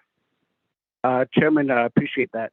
Point of privilege, could email forward based on what we've just discussed, possibly that we have a clear understanding of what we're requesting from the Division Community Development and the Agency Support Center. Maybe the recommendation could before we get back to Mr. Yellow here and other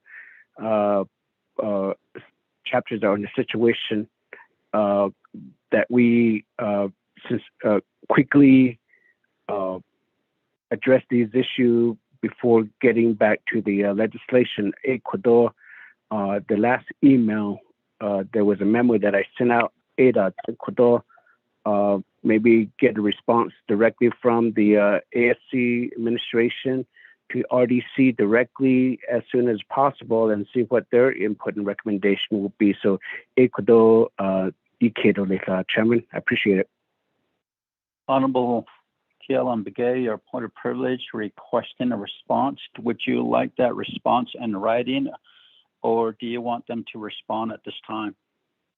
No, Chairman, due to the timing, I would request it would be more effective if it is the response is in writing, so that we exactly know what is the situation and how we need to address the situation, and maybe share them with the chapters as well, Chairman. Thank you very much for your point of privilege, Honorable Kialan Begay, Dr. Yellowman, and also Ms. Jim Martin. The question is to you, encouraging a response in writing as to how we're going to start before we have a meeting schedule, what plans you will have in place to assist chapters getting out of sanction and keeping them out of sanction. Dr. Yellowman.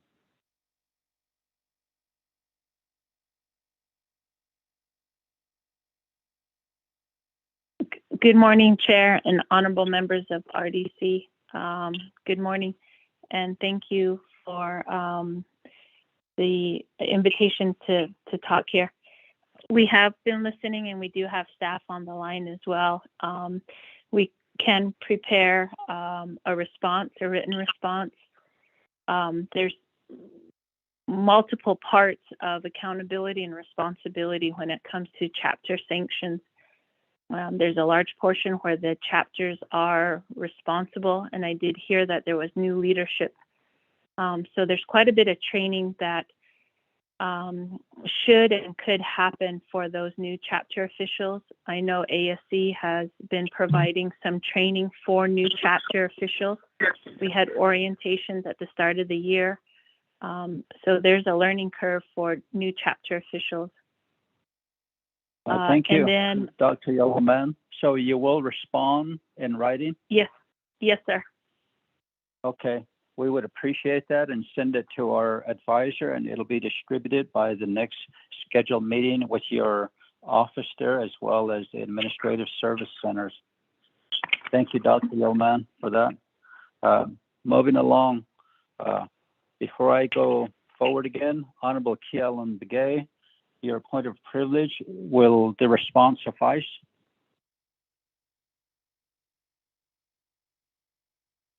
Chairman, I think it would be more appropriate for the department and the division to prepare, making a clear response in writing, Chairman. Okay, thank you. Dr. Yellowman did say that she will provide a response in writing and a clear path to assisting chapters on keeping them out of sanction and keeping it that way. So moving forward, C, legislation 0111-21, sponsor, Honorable Jimmy Yellowhair. You're the co-sponsor. Honorable Henio, are you still on the call?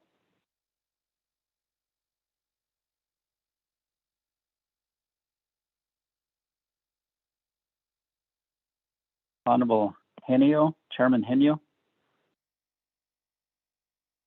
Okay, Honorable Jimmy Yellowhair. Honorable Jimmy Oh. Yellowhair. Okay, you're still there. Yes. Just stay there. And Ms. Begay, could you read this into the record?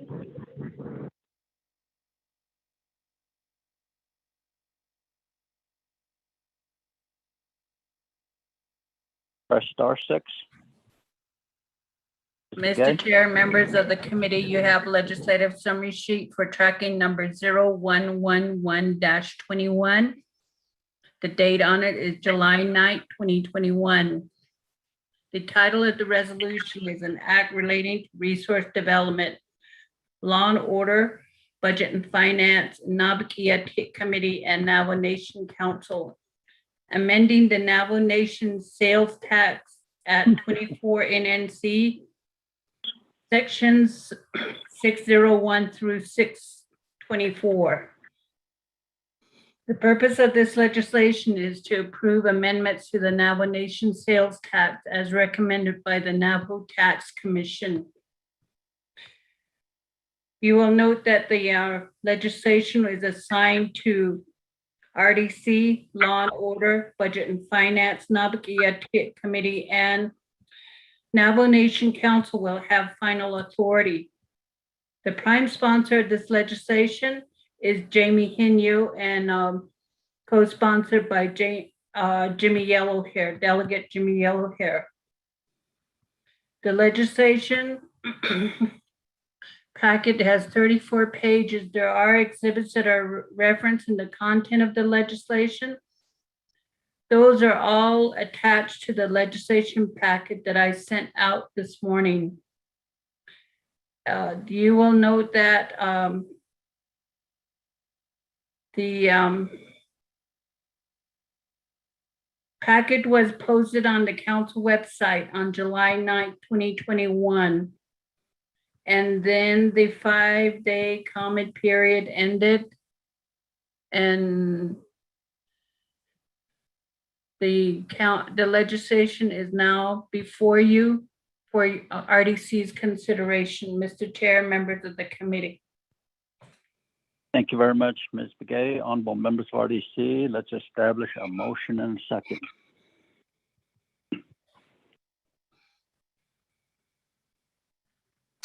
Motion, Stewart. Motion. Thank you. Second by?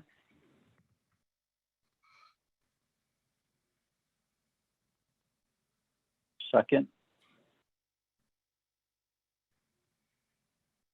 Chair, this is Daniel. I'll second. Honorable Daniels. Thank you. Any questions or comments? This legislation goes next to Law and Order, Budget and Finance, Nabakia, and the full council. Any questions? Going once, twice, 3 times. Honorable Freeland, how do you vote? Green. Honorable Stewart? Green. Honorable Begay? Chairman Caleb, green. Thank you. Honorable Vice Chair Walker?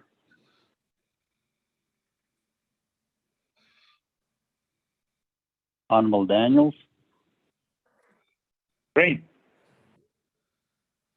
Honorable Vice Chair Walker? We have a vote of 4 in favor, 0 opposed, chair not voting. Motion carries for legislation 0111-21. Thank you. Thank you, Honorable Yellowhair. Chairman, Thank you, Chair. Chairman Hinyo, did I hear your voice? Oh, so that, I'm trying to unmute myself when you were calling me. For the record, I'm still on the line. Okay, we already passed legislation 0111-21. Honorable Jimmy Harry, your co-sponsor, was here. There was a motion by Honorable Stewart and seconded by Honorable Daniels. The legislation passed with a vote of 4 in favor, 0 opposed, chair not voting. It goes to Law and Order next, Chairman Hinyo. So thank you for being on the call with us today. Thank you, Thank you. I'll be on the call today. Biga. Next, D, legislation 0113-21. Honorable Speaker Damon, are you on the call? Honorable Daniels, you are? Excuse me, apologize for that. Ms. Begay, could you read this in for the record, please?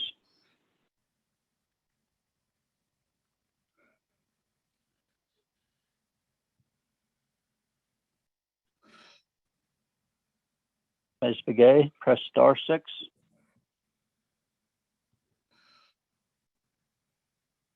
Mr. Chair, can you hear me? Yes, go ahead. Okay, you have legislation summary sheet for tracking number 0113-21. The date on it is July 9th, 2021. The title of the resolution is relating to Resource Development, Budget and Finance Committee, Nabakia Committee, Navajo Nation Council, appropriating $27,991,281 in CSN fund to the Navajo Tribal Utility Authority for the completion of 2,794 utility projects across the Navajo Nation, approving the NTUA 2,794 project expenditure fund plan pursuant to 12 NNC sections 2501 through 2508. The purpose of this legislation is to approve $27,991,281 from the CSN fund for 2,747 NTUA projects and to approve the expenditure plan for these projects. This legislation is assigned to RDC, Budget and Finance Committee, Nabakia Committee, and Navajo Nation Council will have the final authority. The co-sponsor is, the prime sponsor is Herman M. Daniels, and co-sponsor is Honorable Seth Damon. You will see that there are exhibits that are referenced in the content of the legislation. Those exhibits are attached to the packet, and the packet was posted on the council website on July 14, 2021, and became eligible. Well, actually, the packet was posted on the Nomination Council website on July 9, 2021, and became eligible for RDC's consideration on July 15, 2021. Mr. Chair, back to you. Thank you very much, Ms. Begay. Honorable members of RDC, let's establish a motion and a second. Chairman, I motion. Honorable Vice Chair Walker, thank you. Second by? Stewart. Honorable Stewart, thank you. Are there any questions? None. This legislation goes to Budget and Finance, Nabakia, and the full council. Chairman Keelan. Okay, thank you, Honorable Begay. Honorable Herman Daniels, you have 20 minutes, sir. Mr. Chair, thank you very much. Resources and Development Committee members, legislation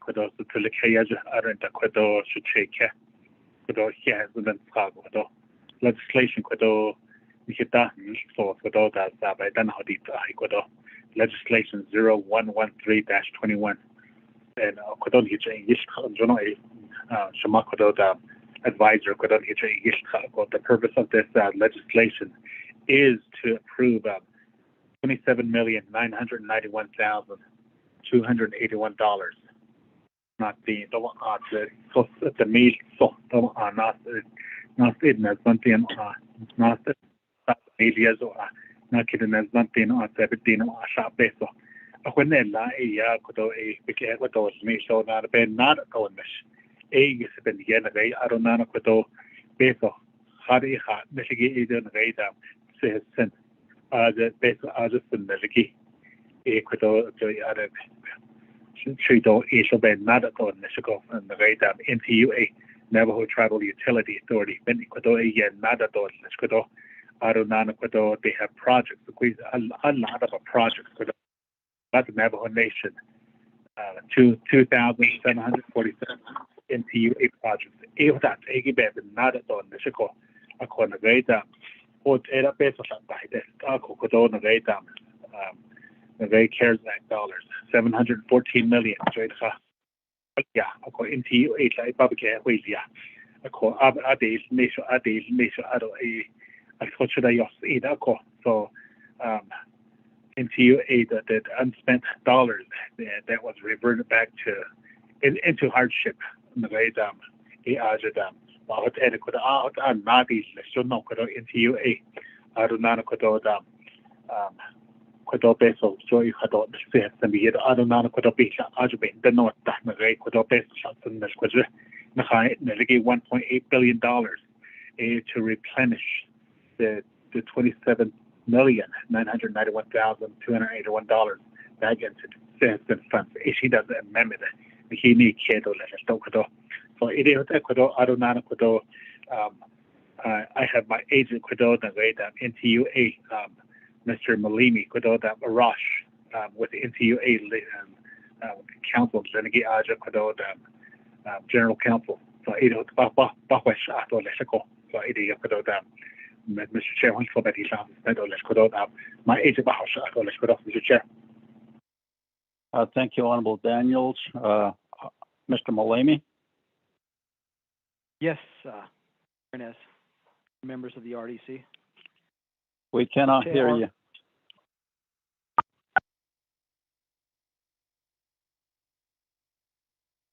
Hello, Chair Nez, can you hear me? A little better, but you need to turn up your volume or is it low? Hold okay, the microphone closer. Yeah, I'm close. If I need to call in from a different number, I can. Can you hear me now, or is it still low? It's okay, but we'll do our best here today. As an agent, I would hope that you would prepare yourself to be in a good location for us to hear you better, but you can proceed. No, thank you, Chair, and I apologize. I'm actually in the office right now. I'm calling from the office. I'm calling in from my cell phone. I apologize. I'm actually calling from the NTUA headquarters office, so I don't know why the volume's low.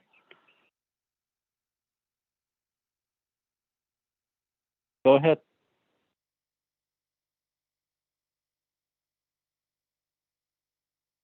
Hello, can you hear me better now? A lot better. Go ahead. Okay, good. I just switched over to my cell phone. I apologize. I'm at the NTUA HQ. I don't know there could be something wrong with our phones. I apologize. But Chairman Nez and members of the Resources and Development Committee and other leadership on the call, Shea Arash Nathan Walami Inishe, Toa Lini Nishle, Persian Clan Bashichin, Kia Ani Dashiche, Persian Clan Dashinali. I'm General Counsel for NTUA, and I appreciate Mr. Daniels, working with Mr. Daniels on this legislation. As he mentioned earlier, these projects that we're talking about here within the project listing are projects that NTUA believes it can build pretty much right away. These are more of the shovel-ready projects that we have prepared in anticipation of any funding that may come forth to NTUA via the American Rescue Plan Act or other funding sources. But essentially, what we did is we prepared projects that are pretty much, I'll call them shovel-ready and ready to be constructed within a reasonable amount of time. The reason why we brought, talking with Delegate Daniels in leadership. Right now, we're essentially in construction season. Lessons learned from CARES Act is, we received the money, we only had about 4.5 months to build out many of these projects. And when you try to build out projects during the winter time, in November, December timeframe, or even October sometimes, you're less efficient and less productive because of the weather conditions and because of other less daylight and other issues that come forth with that. What we're trying to do now with this proposal is to start trying to build projects right off the bat and early on, where we still have we're still in construction season. We have longer days. I know we had a blessing with the rain and in the heavy rainstorm, so we're happy with that. But also too, this is the construction season, so we're trying to start projects and build projects in the construction season. And as our Delegate Daniels mentioned earlier, this is almost like I'll call it a bridge funding source, so that we can start providing utilities to homes in the Navajo Nation.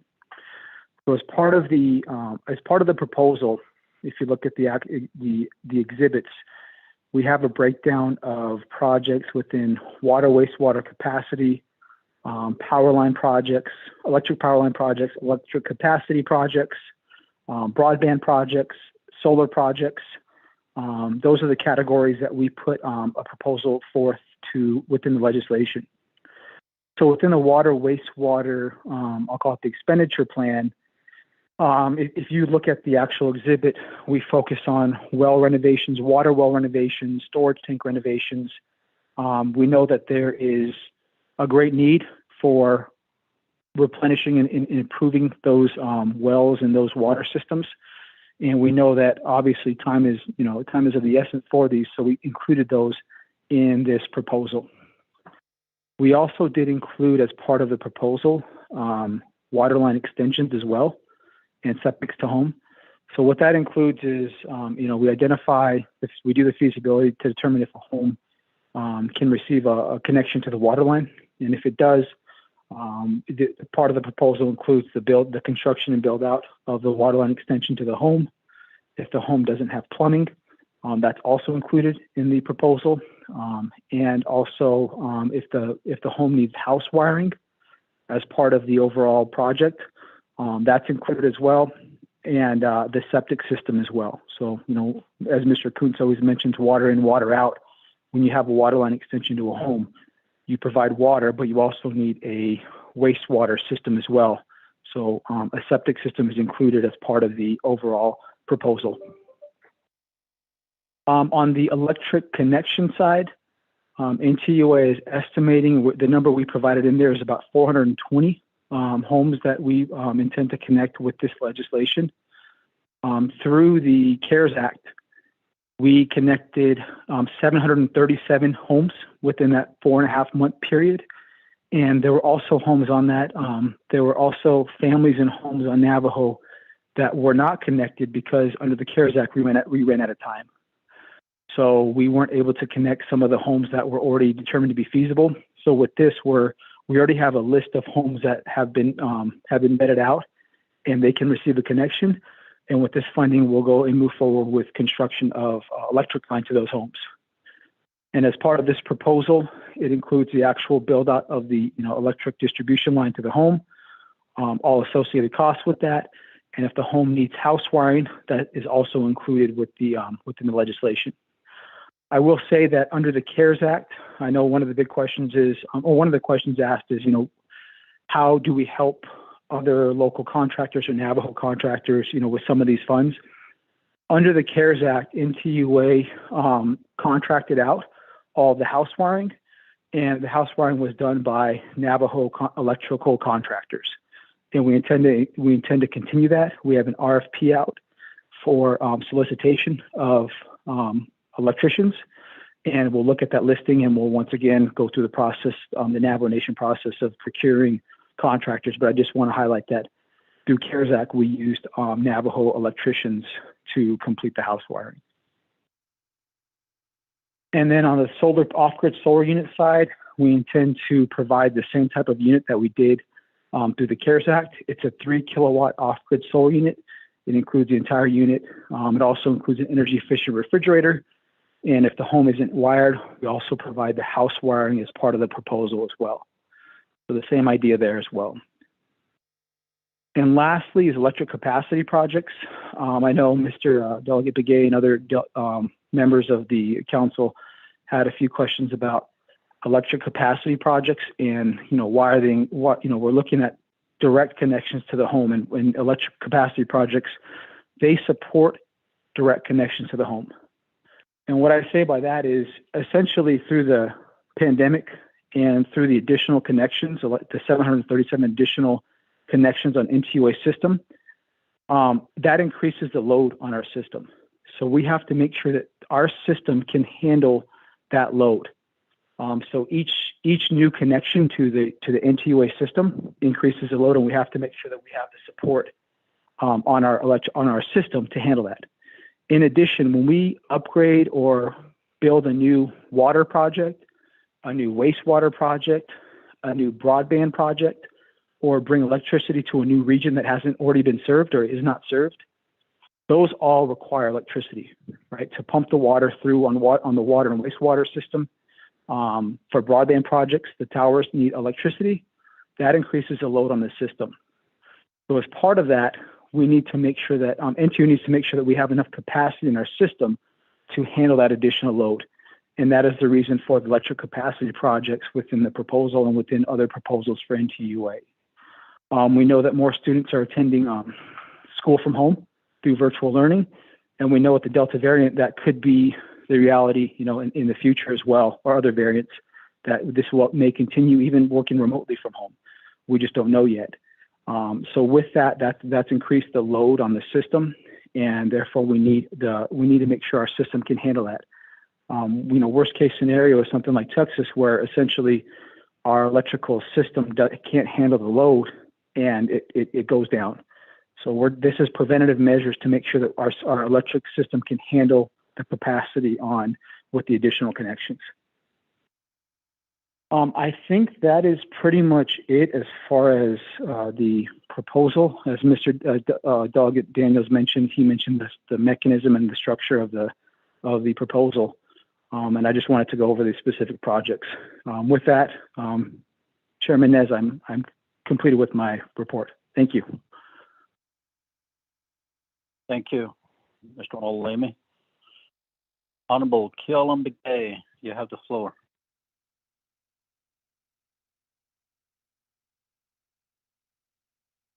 Chairman, can you hear me? Yes, go ahead. Okay.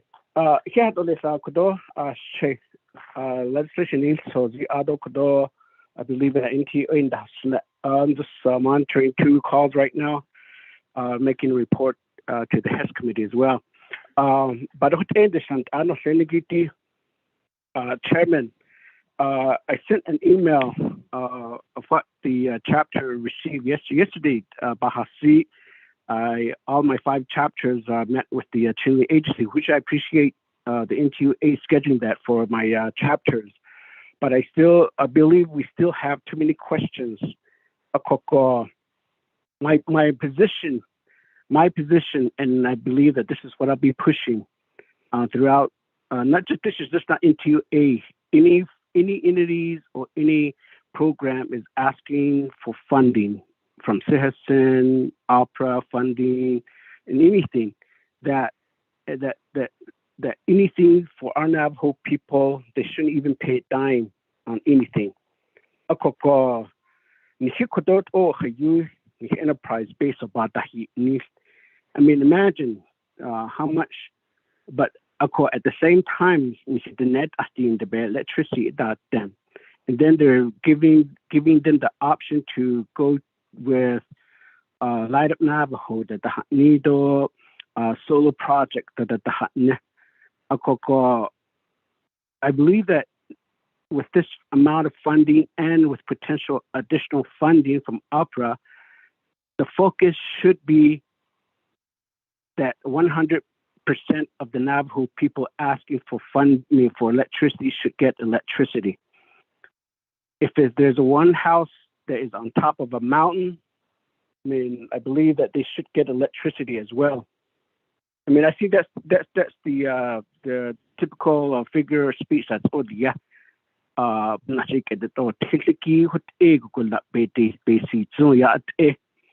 and I appreciate NTUA upgrading their system. Again, this just goes to show that the mother government is just shining their enterprises, but yet our Navajo people continues to have no electricity and no running water. I'm trying to figure that out, Chairman. halit out so bina koko dik at residential homes housewaring at dana baha o zi a koko how da yoke the kit o you let housewaring he peso sa bahata ten ado sa benda anishin desla do jo anata the no da delaying a lot of our Navajo people getting electricity.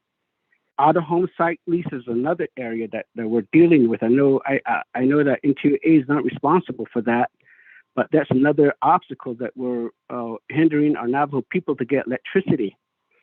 Auto residential pole replacement is one area that I'm pushing for. Residential meter box replacement is what I'm pushing for. And then installed street light poles at each of the communities that are asking for funding. I mean, street lights. Ado earlier Bahasi, but I'm probably going to do that in the upper funding allocations to pay clear a lot of our Navajo people get their electricity bill cleared. So a to aji yisiki hiten naki hit labaka idliet.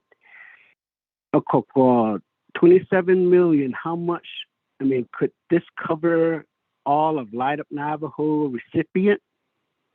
Light Up Navajo, you know that to me, that's just, our Navajo people will get electricity, but the thing is that N2A is just allowing outside people to come onto the nation to,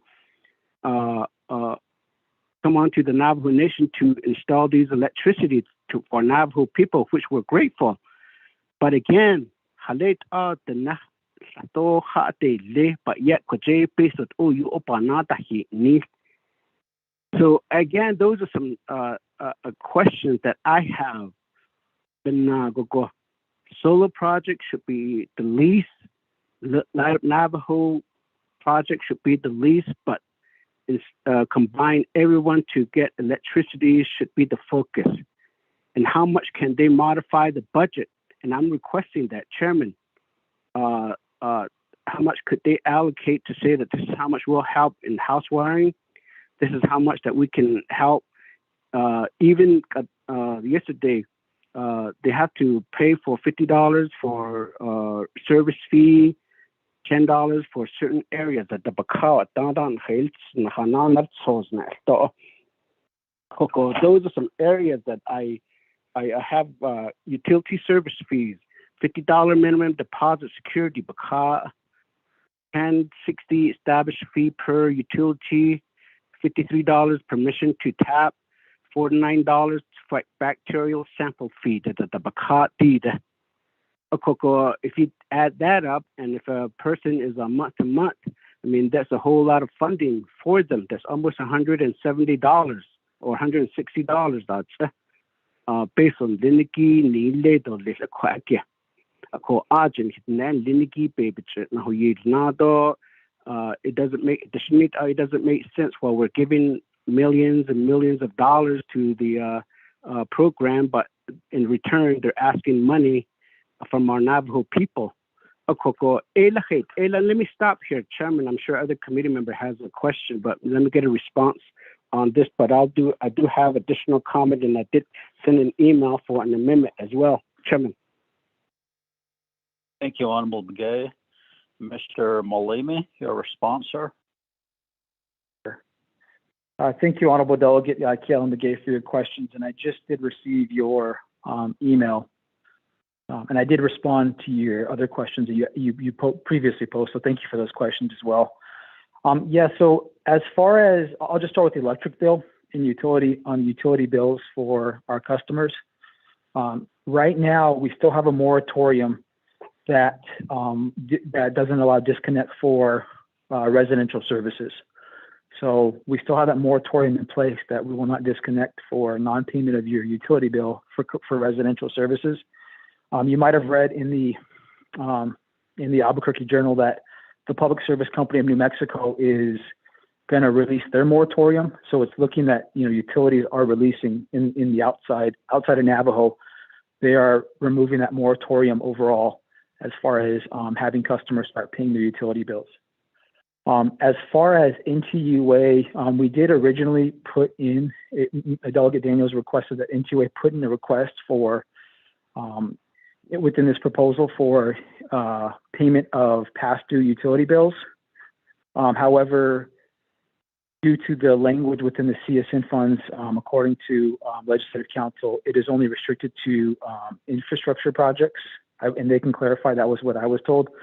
So it was not allowable under this legislation.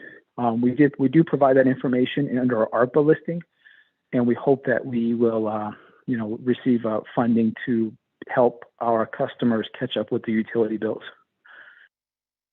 As far as the information related to Light Up Navajo, so for Light Up Navajo, Delegate Begay, you're correct that Light Up Navajo, the initiative is related to outside companies coming on to Navajo to assist, right?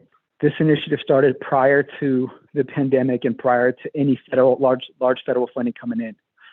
So, other utilities came in to assist NTUA, connect families, Navajo homes to the electric grid. And it helped us by reducing our cost of labor and in some cases cost of equipment. Now, with that, NTUA still had to pay for other parts of the project, such as the clearances, the biological compliances, the cultural compliances, as well as other materials and equipment we had to provide to them. So there's still, even though Light Up Navajo is done, it's not a free. It's not as if there's no cost for the project. All we do is we reduce the cost of the project by the savings from the volunteer workforce, and if they volunteer equipment or provide equipment, that reduces the cost of that as well. Now, moving forward on Light Up Navajo right now. So when the customer, we've encouraged families and families on Navajo that if you don't have electricity, come into the district offices and fill out a Light Up Navajo application. Now, I just want to be clear that when they fill out that Light Up Navajo application, once we receive, if and when we receive any federal funding through ARPA or any other federal funding source, that Light Up Navajo applicant will automatically be placed on the ARPA project listing. Okay. Now, right now, we don't have funding. So at this point, we have legislation, we have different sources of potential funding, but we don't have any funding right now. So, that's why I know, Honorable Delegate Begay, you mentioned that, one of your customers received a cost estimate. We still have to provide that cost estimate because we don't have the funding yet. Once we get the funding, we can take care of those issues, and the customers will be placed on the list of ARPA or other federal funding sources, and that project will be paid for through the through whatever program we're gonna apply it to. So that's the reason why we actually have customers still receiving the cost estimates and for the projects. We don't have the funding right now. I think you mentioned on the question for the amendment. I think your request is the NTUA is not going to request any money when receiving electric for any public funding, and for veterans. Yeah, so once we get the funding, these projects will be paid for through whatever funding source we get through the Navajo Nation, through the federal funds. So of course, it's coming from the Navajo Nation, so we're very grateful for the funds if and when they're received. So once again, those projects will be paid for once we get the funding. But right now, we don't have the funding in place, and that's why we're trying to push legislation, or not push legislation. We're trying to work with, within the process to get funding right now so that we can fund these projects and get these customers hooked up with electricity or water. But, as of right now, we connected 737 homes with electricity through CARES Act. We connected, 300 homes with solar units through the CARES Act and 30 water line connections, but we had CARES Act funds. Once we reverted those funds, we don't have the ability to tap into those funds. So this is why we're working with Delegate Daniels to get some of those funds so we can fund these projects. Thank you. Thank you, Mr. Molami. Honorable members of RDC, any other comments or questions?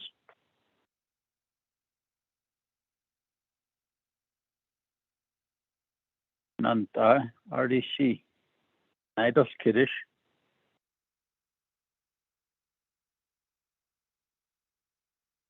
None. Let me go back to Honorable Kealan Begay. Chairman, yeah, Nando Liskudo. NTUA just indicated that they don't have any funding. I mean, I don't know. That's just to show. That's just to show that, well, we'll leave the Navajo people out, but we'll just get requests for 27 million for ourselves. I mean, this just shows how NTUA is helping our Navajo people. I mean, not helping our Navajo people. Alay, but base about then, deep base about then, could base about then, oh, why didn't they think of that first in asking for the funding, and then they can improve their electricity system, their infrastructure, or how can they modify? And I want to request that, Chairman. I want to request that how much can they specifically modify? And I've asked, I don't know if Legislative Council are listening, that how much can, I mean, it's just a simple, since it's coming from citizen funding. And I like to make that amendment here at Resource Development Committee. If not, either NABI or if not at the Navajo Nation Council, amendment at the Nation Sin. I want specific dollar that would really help our Navajo people rather than waiting for people to light up Navajo. That's not going to start until April of 2022, which is almost a year away. Why can't they come on? I mean, why can't they start do the construction? And can they delay their infrastructure improvement and focus on getting electricity to the Navajo people? I mean, what I need a response on that one. Can they delay their improvement but focus on getting electricity to the Navajo people? I mean, that's my other question. I'll have a follow-up question, Chairman. Thank you, Honorable Begay. Ms. Laureline Tapahi. You still on the call? Thank you, Mr. Chair. We had advised, OLC had advised NTUA that the request for, I think it's, for lack of a better term, it was a customer hardship fund where NTUA had originally asked for, I think it was $5 million to simply pay past due utility bills. OLC had advised NTUA that the paying utility bills would not be legally authorized or legally permitted under the CHSN funds, because the CHSN funds require infrastructure development, expenditures for infrastructure. And so they agreed. I mean, they took our advice, and the $5 million that they had originally requested for the hardship, for the customer hardship payments, was removed from this legislation. So, I mean, I understand the delegate's concern about getting help to customers right away, or but that's not a permissible use under the CHSN funds in terms of a legal analysis. And so I hope that answers the question. If not, I'm open for further questions and clarification. Thank you, Ms. Tapahi. Honorable members of RDC, any other comments or questions? None. At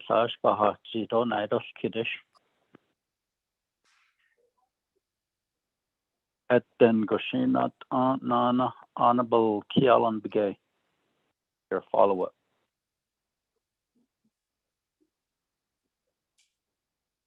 Chairman, there was a question that I posed to NTUA about their delaying their improvement, but rather focus on connecting electricity to the Navajo people. So based upon that, but yet they're asking for 27 million for themselves. I'm not asking. Yes, I'm refraining from asking for funding to clear the electricity debt. Upper funding, a legislation more amendment to give request a list. So, Chairman, I want to see what the response is from NTUA record. Thank you.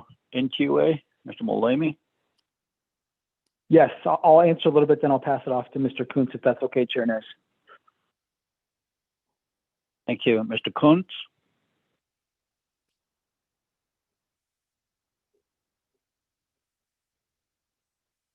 So as far as the question, Delegate Begay is holding off on the electric capacity projects to connect more customers to the electric grid.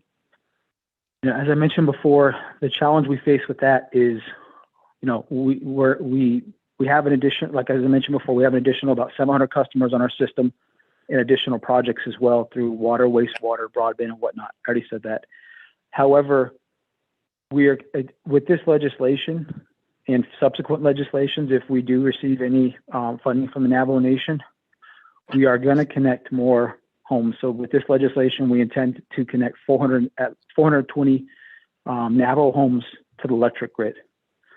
You know, as part of that, we need to make sure our system can handle that load, as well as the other products that we're going to make improvements on.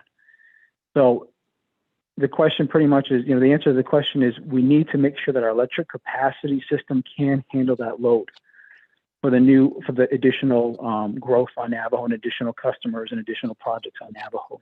So we're trying to balance the two out overall and make sure that we're, you know, considerate of the two, but at the same time, you know, we need to make sure we have the improvements in our system overall. And when I say our system, it's, you know, the NTUA/Navajo Nation system to support, you know, electrification on the nation. So, you know, they work hand in hand. It's not as if we can just make the improvements, connect homes and connect and do projects and not make sure that our system can handle it. You know, our concern is, you know, having a reliable, safe electric system, water system, and, you know, utility system. And if we just focus on connecting customers and not maintaining that system, there is a potential, a very real potential and a very serious potential that our system won't be able to handle that additional load. And at that point, instead of connecting additional 50 customers with electricity with that money, we're essentially going to have, you know, a whole community out of electricity because the system's going to go, you know, the system could have issues as far as outages. So we're trying to prevent that. We're trying to balance the two out. So we need them to go hand in hand. And, you know, that's pretty much why we have the money in there the proposal in there for electric capacity. I hope that answers part of your question. I know that, you know, you probably have more questions, but I'll pass it over to Mr. Kuntz because he had a few comments as well.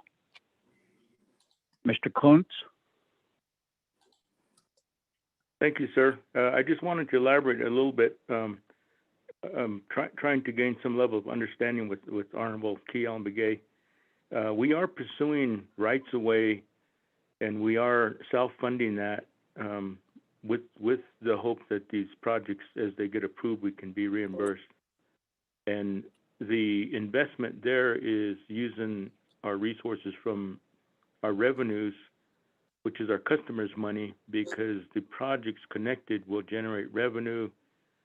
And so if we don't get funded, then we can, you know, we'll have to wait to get repaid over time by revenue. If they do get refunded, then we can continue moving forward and continue to pursue other projects. So what we're basically we have some restriction with things like house plumbing and house wiring because those become property of the homeowner. So we can't use our self-generated funds, revenue funds, to pay for those. That's why we have to wait for the projects to be approved before we go into the home. We're not saying that we're not going to do the wiring. We have to wait until we have funds to do that, because we can install it. We will contract and hire out electricians. We did that with CARES, and we will install it as part of the project. What the customer has been told, because everybody really wants to have services as quickly and as soon as possible, and we understand that, we've told them that they have the option to self-fund wiring and meter poles and things of that nature themselves if they want to advance their project into queue. So those projects that have wiring already there and everything in place, they will come up on the construction schedule sooner because they have all the requirements met. If they don't do that and they wait for ARPA or CSN or some other funding agency to fund their house wiring or plumbing, then that will be the first part of the project that gets done when funding is approved. Those will get done. We'll start working on that. We'll get them prepared. When those items are completed, then it makes it possible for us to deliver water and power service to them. But their delivery of the line services will come after all those elements are in place so that they can use the service. If they choose to put those things in place themselves, they move themselves up closer to the line construction. So those are what we're trying to advise people if they want to try to advance their project once we get to the line construction. And we are moving forward with some construction of lines on electric as soon as the rights-of-ways become available. So we are serving homes as soon as they become available. Again, with the the hope that we can claim those on the ARPA fund once they're approved, or the CIASN dollars. So we're trying to advance things as much as possible and get them moving forward quickly. The legislation also provides us the ability to start work and not wait till 2022. We can get started on projects that we have right-of-way achieved, or we have right-of-way that's close to being achieved. Because again, we are pursuing those activities. We're not waiting for the money to pursue the clearances. We're doing that right now. As we're speaking, we have people on the ground getting those clearances done. So we're trying to stay ahead of the game, keep it open and ready to go, and as soon as we can get the greater flood of construction money, then we can move into construction sooner. So we're trying to stay ahead of the game. I think Arish made it clear that some of those capacity projects are required to increase the power available so that we can connect more homes. So we could possibly put some of those larger projects further down in the 36-month period and do as many of the services as possible. And our intent is to move on to service projects as soon as all the clearances and everything is ready to go. We want to get those projects into construction. So we're not trying to do one ahead of the other. When they're executable, we're going to apply resources and try to get them moving as soon as every project is executable. I hope that helps everyone to understand how we're trying to prepare and keep moving forward, and we'll stay open for additional questions. Thank you. And Chair Nez, I just wanted to make a correction in my statement, one of my statements previously. Mr. Malemi, go ahead. Yes, I checked with our staff, and I said that we're not constructing, but we have, of the projects that were after CARES Act, we have constructed 50. There's 51 projects or electric lines to homes constructed and in service. So we are moving in anticipation of receiving funds. It's not as if we're just waiting here. As Mr. Kuntz mentioned, we're doing the rights of way, getting that prepared, and we are constructing in anticipation of receipt of funds. So I just wanted to make that clarifying statement that as of last week, end of last week, we have connected 51 electric lines to homes, and those are in service. Thank you. Thank you, Mr. Molemi. Honorable members of RDC, do you have any comments or questions Chairman on the Freeland. legislation? Honorable Freeland, you have the floor. Hey, thank you, Chairman. Sana, Mr. Molemi and Mr. Kuntz, thank you. I guess I wanted just to say how many of these projects would be in Eastern Navajo and how many of these would be cooperating with either Jemez, Continental Divide, or Socorro, or even City of Farmington. How many of these projects would be assisting our people out in Eastern Navajo. As you are all well aware, our situation is different. So the 31 chapters that we have, majority of them are served by Continental Divide.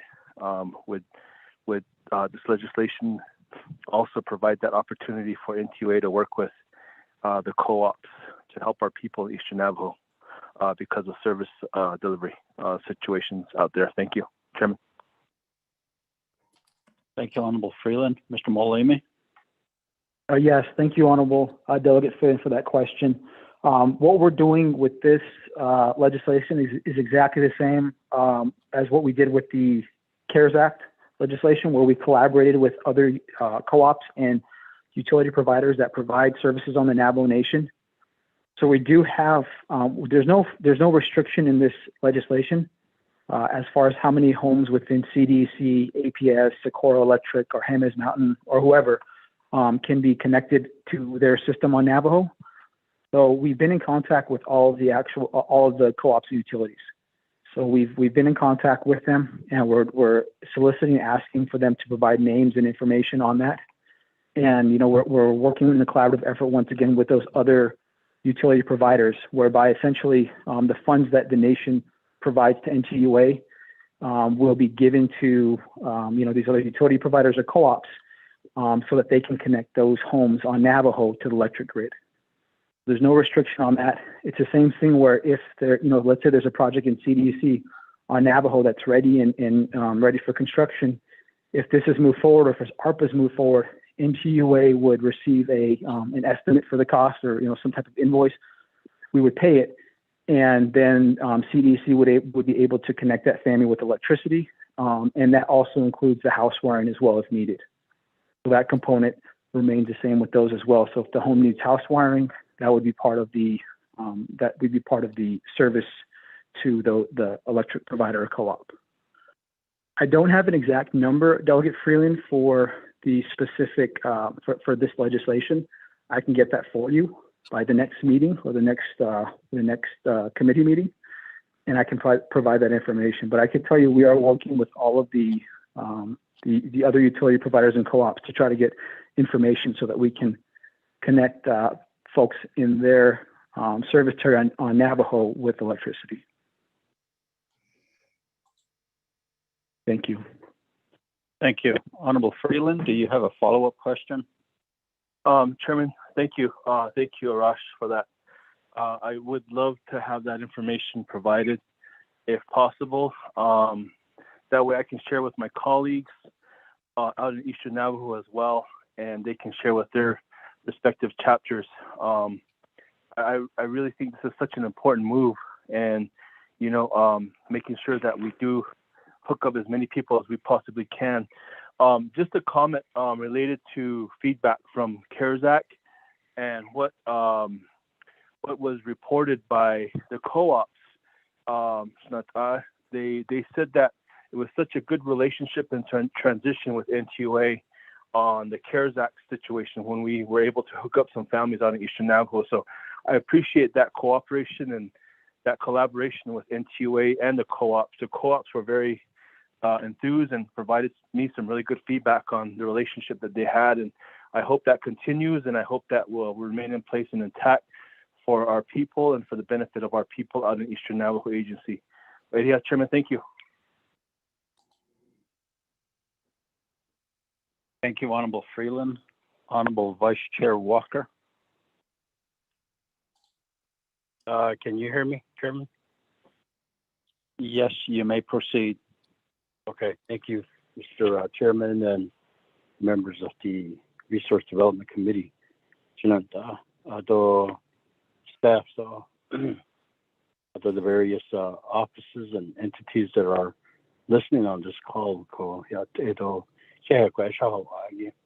Other colleagues of the 24th Navajo Nation Council that are listening in and with us today. Other Delegate Daniels should say the legislation means so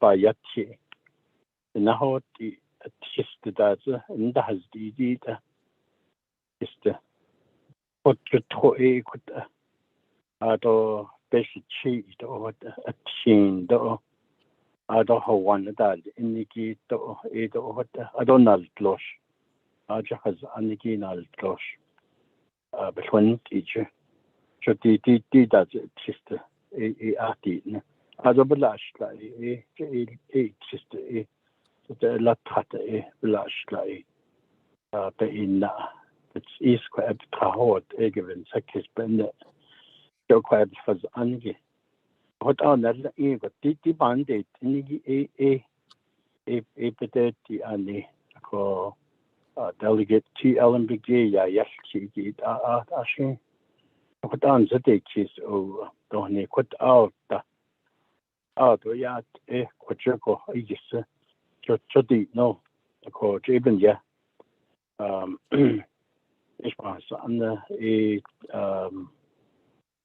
a what that ego Adodas she the hot that Eastern my good chief from Eastern Agency the Northern they don't Mr. Chair the 45 so Central or the Western DG they credo it has ado and has DG or it's how I dust how that I could echo according electricity power lines has only a quite ADD negate chit it has under the Nebana Shahagi equat London Telecom or loop quite Cameron or to eat or you the next at the time.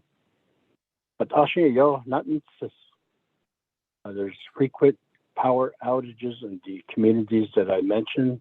These are the areas that I represent. Telecom is really close by.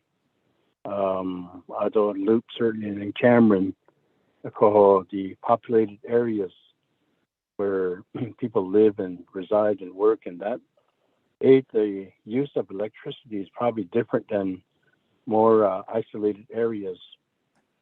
But the power outages,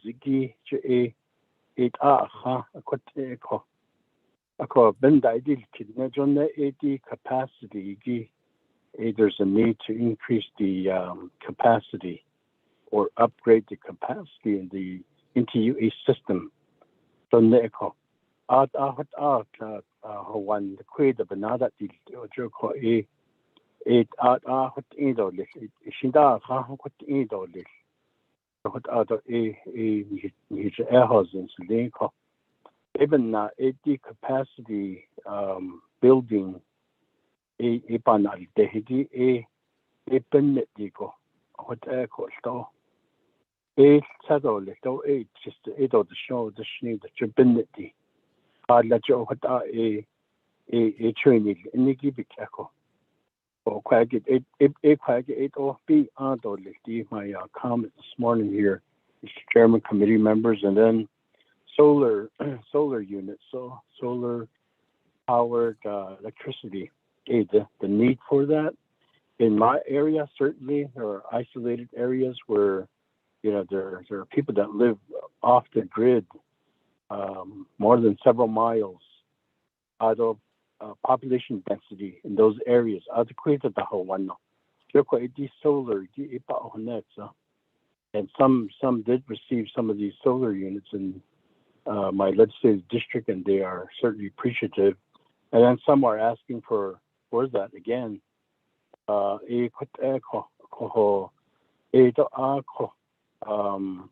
While we're waiting on the permanent power line infrastructure to be develop in those areas. The solar units, they fill in the need. My observation and my understanding, and that's why I would support this legislation presented by Honorable Daniels, though NTUA. Mr. Chairman, though, I'm in Bird Springs right now. There is a flooding situation, as I mentioned this morning, and the President Nez is here with his emergency personnel.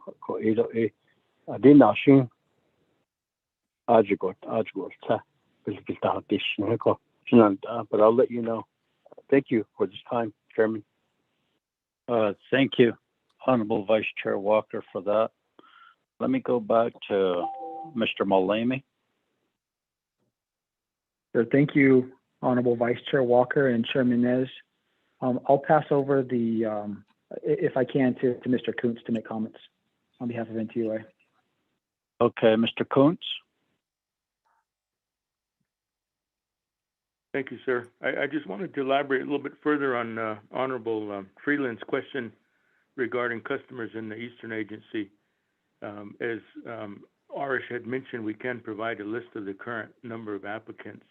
The applicant number changes every day. We got applications coming in, so those numbers will change.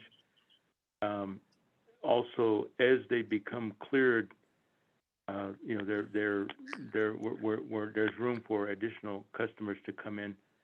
As Honorable Freeland is probably familiar, the Eastern Agency has a number of different land statuses, and the right-of-way process can be very cumbersome as you cross different land statuses, and you have to go through different processes to get those clearances. So those rights-of-way sometimes take longer than the others, but we are working to clear every customer that comes in. As I mentioned, there's still active applications coming in, so the customer base and the number changes on a daily basis, but we can provide updates to each delegate as they request. In our past reporting on CARES, we tried to report the progress divided up by delegate, so that each delegate could see what was occurring there. And I know often there's a desire to try to create some equivalency among that, but we don't have any control over who applies. We're processing every applicant that comes through. So if there are needs there that each delegate knows of, we encourage you to encourage your constituents to apply and get their process started to ensure inclusion. So right now there's still a lot of opportunity for additional people to get into the mix so that we can investigate and see what the feasibilities are there for services. Thank you. Thank you, Mr. Combs. Honorable members of RDC, Honorable Begay, the email and a request for a 30-minute recess. Are you okay with the amendment language that was sent?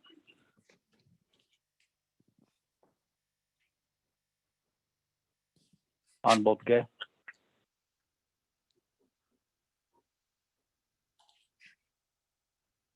Chairman, that's my offer, Chairman.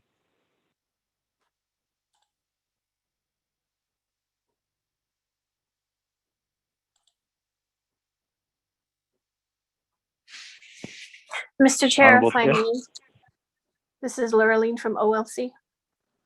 Mr. Pahi, go ahead. Yes, I had originally asked for a 30-minute recess to draft the amendments that Honorable Delegate Begay had been asking for, but I think that I've got them amendments done already. So if the amendments are satisfactory to Delegate Begay, I don't think that I need a 30-minute recess. Just wanted to let you know. Thank you. Thank you, Mr. Pahi. Honorable Begay, are you okay with the amendments?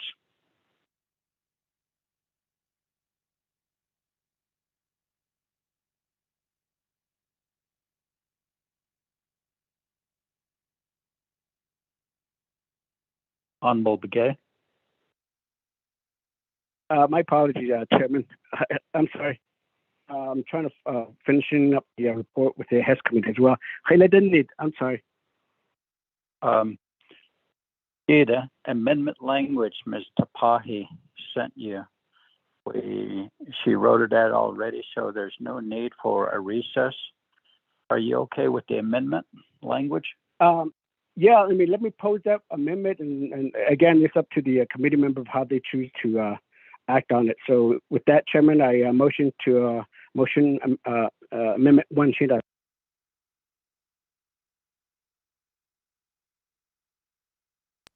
Thank you. Chairman, Ms. this is Begay? Shammy. Ms. Could you Begay? have Could you Laureline please? send me a copy of the amendment? Okay. Mr. Pai, could you send the amendment to Ms. Shammy Begay so she could read it into the record? Yes, Mr. Chair. Sorry for the oversight. I'll do that right now. Thank you.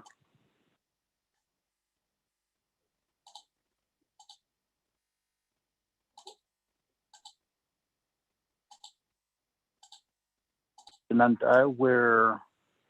we have about 55 minutes left. We need to be excused. We need to be done by 12:30. We're going to be driving to Crown Point, New Mexico. There's a BIE school over there where we're going to have the meeting with a representative, Mr. Brian Newland from the Department of Interior at 2:30. So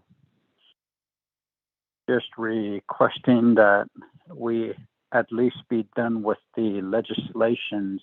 If we don't get to the reports, we can defer them to the next RDC meeting. But at this time, just understand that we're running short on time. And we have less than an hour, and it takes about 2 hours to get from my home towards Farmington and south on 371 to Crown Point. And I know Honorable Freeland probably needs to get going that way as well. So, Ms. Begay, did you receive the amendments?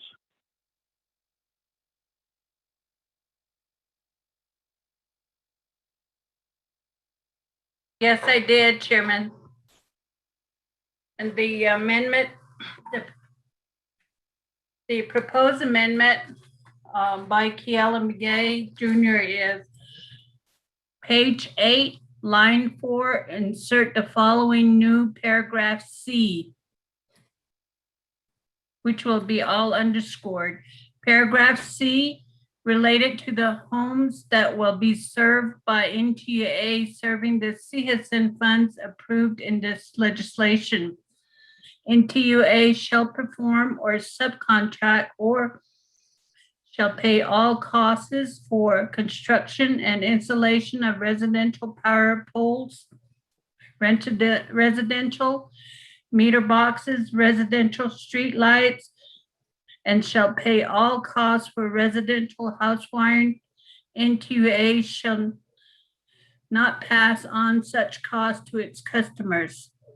Number 2, renumber or reletter succeeding paragraph, sections, and exhibits accordingly if necessary. This amendment shall supersede inconsistent language contained in any other committee amendments, which shall be conformed to the intent or language of this amendment. The Office of Legislative Services, with notice to the sponsor of the legislation, is hereby authorized to make necessary grammatical changes. Mr. Chair, back to you. Thank you, Ms. Begay. There is a motion by Honorable Kealan Begay Jr. Is there a second?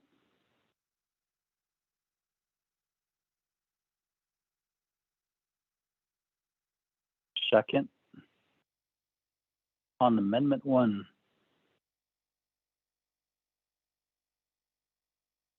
None, aye. Second. Ms. Begay, can you hear me?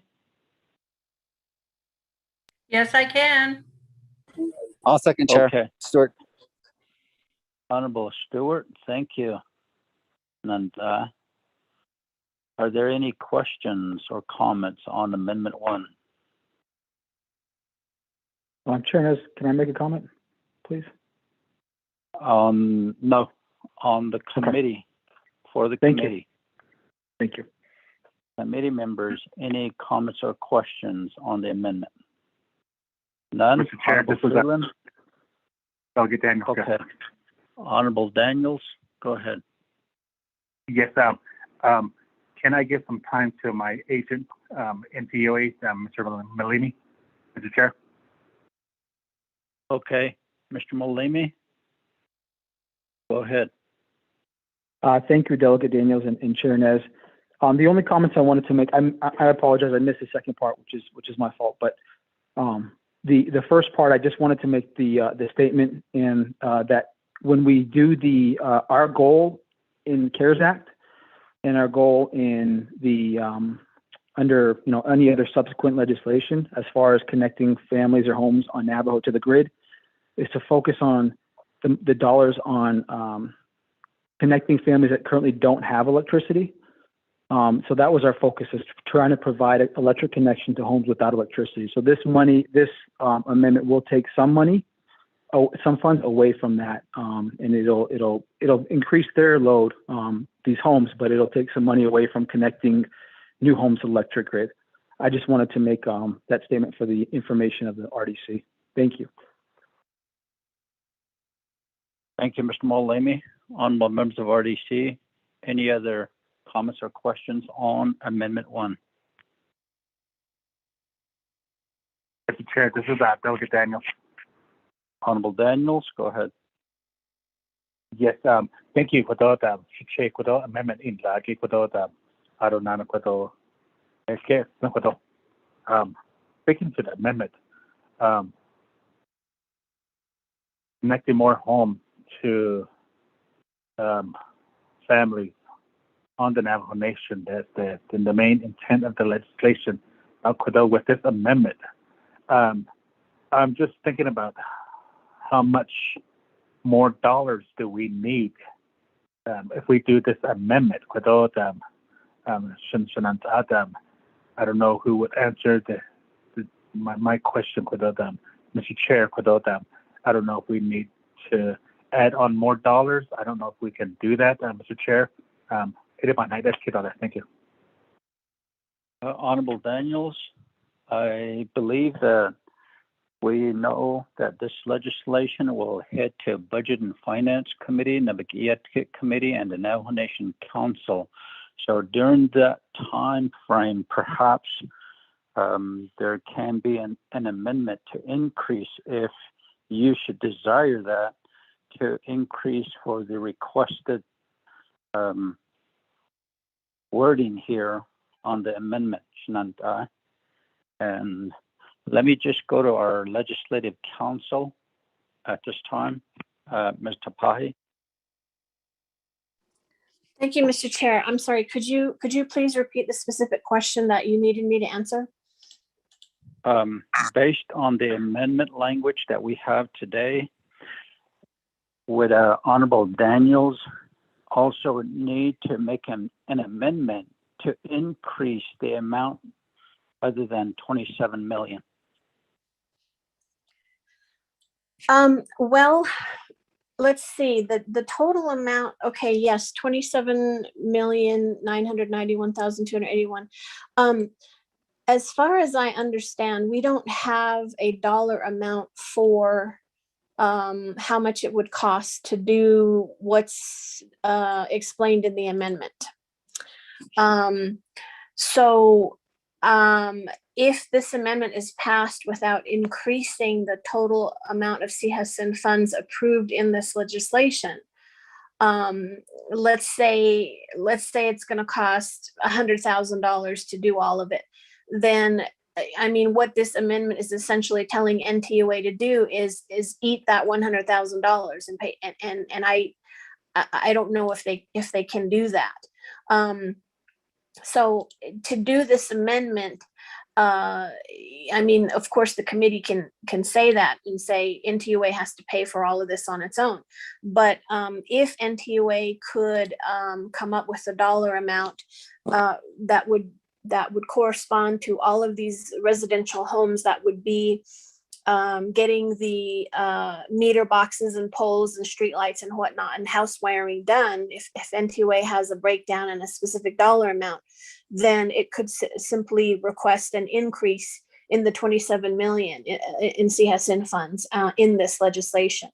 But I don't know if NTUA has the dollar figures and the breakdown to show the committee today. So we don't know how much they would need to accomplish everything that's in this amendment. So I hope that clarifies things. Thank you. Thank you, Ms. Tapahi. It certainly does clarify. So, Honorable Daniels, if there is a request to amend this legislation to increase the amount, NTUA needs to justify and come up with numbers as to how and where that money will go. Honorable Daniels. Ashbiga. Yes, Mr. Chair, between now and being as committee, we're going to work on that with NTUA without Mr. Chair, come up with some numbers. Okay, thank you. With that, honorable members of RDC, any other comments or questions on Amendment 1? Chairman. Honorable Vice Chair Walker? Yes, the Amendment number 1, I am following it, but I'm still awaiting the email. Amendment 1 written. Your emails are done, yeah.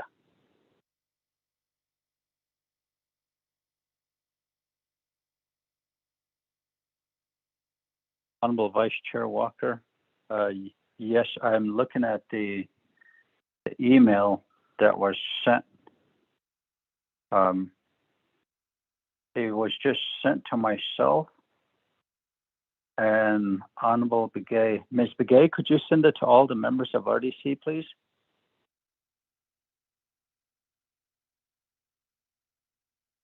Before we vote on it, I just sent it via text message to all. Did you get it on the text message?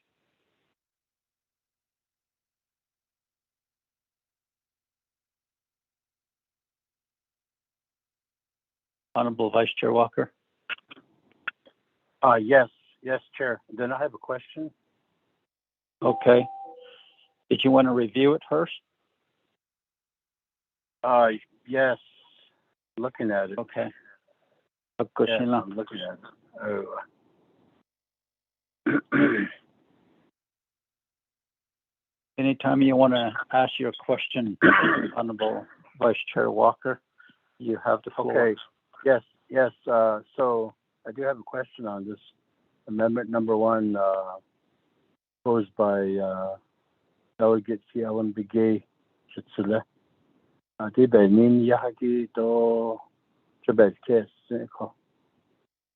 The question here is having does NTA shall pay all costs from the the peso bandit it has some funding it had don't necessarily then on basically not the adoption ARPA money quite get not all the reimbursement or quite get a bandit and cynical. DGG amendment into it shall pay all costs. So a hard peso a needs other the Zaza the Neho a quite get. pay all costs for construction and installation of residential power poles, residential meter boxes, and street lights. Ado pay all costs for residential house wiring. The last part to that, that's clear. That, costs should not be passed on to consumers or customers. But the part that says NTUA shall pay all costs, it almost implies that we're asking NTUA, okay, you pay everything back for these items that are listed. I'm sure again that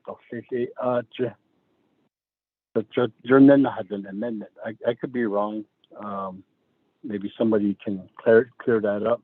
Legislative Council or the party making the amendment. My brother, G. Ellen Begay.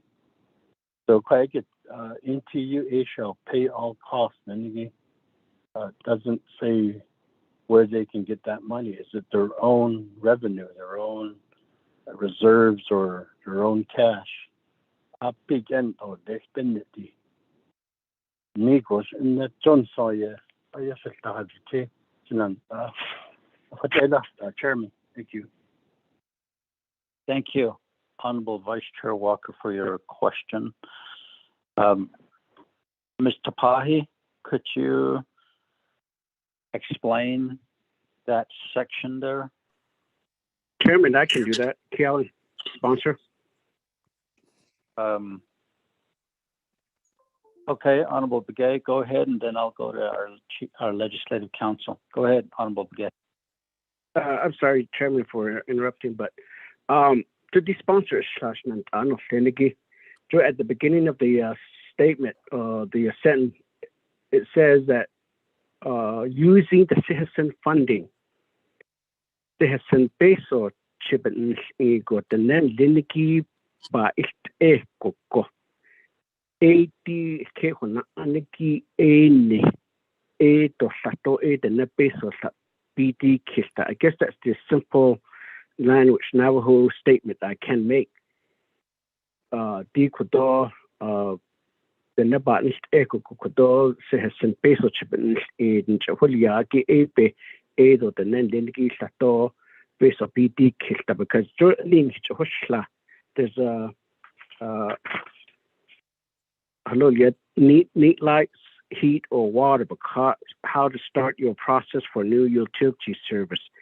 Yes, if NTUA is doing everything out of their own pocket to get electricity to the Navajo people, because they're asking for $50 security deposit. Although $10 it's an establishment fee per utility. Auto water, $53, and water permission bacteria sample, $49, but that's a different situation. But the NTUA, and I'm sure that will come into play with IHS as well, that they shouldn't be asking money to the Navajo people when they use citizen funding or even opera funding.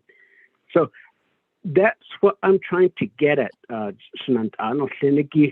not trying to delay or disrupt this legislation. The bottom line is that how many can we, through this legislation, that we can connect electricity to our Navajo people without them paying a dime? If that's why I asked at the beginning, unless I missed it, that if there were to be an amendment of additional funding to cover these costs, how much will that be? Could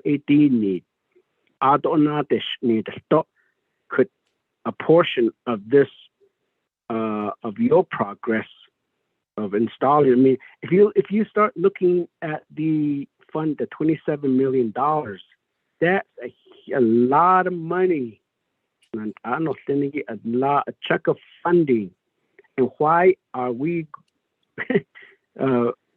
even ask $50 from a Navajo people? I mean, why can't? I mean, yes, I may sound I'm getting after NTUA, I mean, when and where are we asking NTA that they have to put up their funding as well? Maybe that's another thing.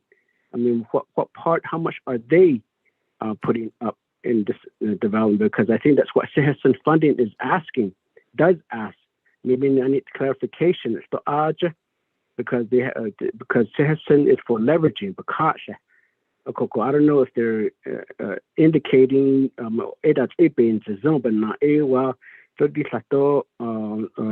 leveraging no nice electricity which built a gives a base of BD kit. So that's so quite and then maybe further than that, I mean, is into how much are they leveraging in getting this funding? So I would ask again, if you believe and if you say that this shouldn't work here, I guess I'll attempt at the lobby again. If not, of course, at the council, recommend my statement again. Come on, if everything falls through here of my position that our Navajo people shouldn't be paying a dime, and if this all falls through, I mean, I can be quiet the rest of the legislation presentation. I don't know. I mean, I think that's be another thing to give assurance. I'm not trying to do a trade-off here, but all I'm saying is that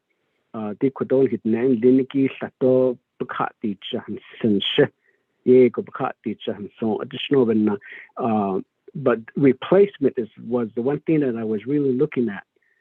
Into there are new poles. Those new poles at the other yard that ain't not either that's not never to what that's totally so that's that never poles key band that is thoughts a coco ARG street lights like here and it's I it died the upgrade that those the blue got that it's side choco yellow got that it's clear a base and if it's blue that means that they're old the initial installation of light street lights called a store that a by replacement I think that they ask for a certain amount of funding to the customer. Other meter box some of these that nowadays got machine washer that debate the whole bigger appliance or more appliance inside the home, so meter box I'm not saying each and every home. That's not my intention. Those are requesting that to be done. Maybe potentially 20 or 50 homes per chapter that this is what we're going to do. Should they request a base with us like a bundle and say on this house wiring is another thing. You know that and we know that our chapters don't have enough funding to do house wiring. I call other house wiring, but it other in a stage and not and they charge a lot. Some of these house wiring electrician charges a lot to do the house wiring. Into a if they're going to 27 million but adult the Schneider that has some base or chios in Chidayos in Gidit Abe National Store. Eben now Ecuador Hasha Hadned now if how many additional funding could be added to address this area that I'm talking about. Chairman Ecuador Spain Nishlarole. Thank you, Honorable Begay. Honorable Vice Chair Walker, do you still want an explanation from our legal counsel? Chairman, not so much an explanation now. I think sponsor of the amendment, my brother, Alan Begay, explained it with clarity up to a point. So the legislation, 2,794 homes to be connected with electricity, although using funding from the Sihasan in the amount of 27 million plus almost $28 million. Joe Craig, by adding this amendment, it clearly adds on more costs. Joe Craig, it's going to offset something there. Craig, so I'll quite this if sponsor agrees to continue to work on this to make it more clear or to increase funding on to make sure, this particular amendment, number one, the items to be covered by NTUA, a number of items to be which cost money for that to be covered. Begin or the big they need I say I would support that. Dito na no honest 2794 homes Jamaica or the 27 million. But that beat pay digition 2794 you got it on me. Yo quite con that loan so the addition by chance in the band that need also to the adding Benin Yahaki the national Yahid knows it to connect all this. He did but in your amendment the weekend that you get the need question the Yahid and all this. So but you call it hasn't yet say hasn't the best they began or the quite but the John Dolly, Chairman, committee members, the sponsor, I should say, Herman Daniels, just Jane Benji cases, quite a good day, so nice to has should have been John Banda, quite a year. Later, I didn't saw it, night thank you. Honorable Vice Chair Walker. And May I speak, Mr. Chair? This is Laureline with OLC. okay, Mr. Pahi. Thank you, Mr. Chair. Just to add a little bit to try to clarify things, if you all take a look at Exhibit C attached to the legislation, if you go down to the second line, it says their electric connections to homes. There's actually line 2 and then line 3 says electric connections to home, but those are off-grid solar units. If you look at the second line under project description, you'll see in the green column 420 projects. And then the second green column, $7,092,946. So it looks like 420 homes are going to have electric connection to the grid using $7,092,946 of this 27 million. So some of it is paid for. Some of what the amendment talks about is paid for with this 27 million. You can go down through the Exhibit C and you can see some under project description. You can see replace poles, pole change outs. There's a few of these which are under the category of electric distribution improvements. And so those are not actually improvements directly to the home. Those are to more higher voltage distribution lines. But I think the best thing would be for NTUA to come back with an increased dollar amount requesting additional money above the 27 million if all of the things in the amendment were to be performed by NTUA, whether they do it themselves or they subcontract. But I know that at least 420 homes here are covered by this 7 million or so. But I'm guessing that not all of the homes that are being affected by this CHSN money in this legislation, not all of them are going to have all of the residential poles and meter boxes and the internal house wiring done, because that's not what was explained, and that's not what was requested in this legislation. So if NTOA were to be able to examine the amendment thoroughly and come up with some dollars and some line items and project descriptions, I think that would probably be the best thing to accomplish what Delegate Begay wants in this amendment. So thank you. Thank you, Ms. Tapahi, for that. We'll take it under advisement as committee members, and also NTUA, Mr. Mulamy and Mr. Counts, perhaps start preparing amendment language to either increase with justification as to how much material will be needed for our people to receive electricity. And back to Honorable Begay, the sponsor of the amendment.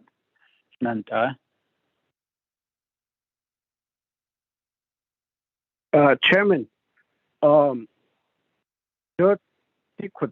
amendment diki jobenia akoko jodanda let into a because the seat late tradition, and each of my 5 chapters has at least several more names of people wanting electricity. Akoko D. I mean, I don't know if my other colleagues have their projects on here. It doesn't. They know that their projects in here. That's in. They want to improve it as is. Akoko, maybe change my statement to say that just like Miss Crotty. I mean, she's getting almost 420 project for.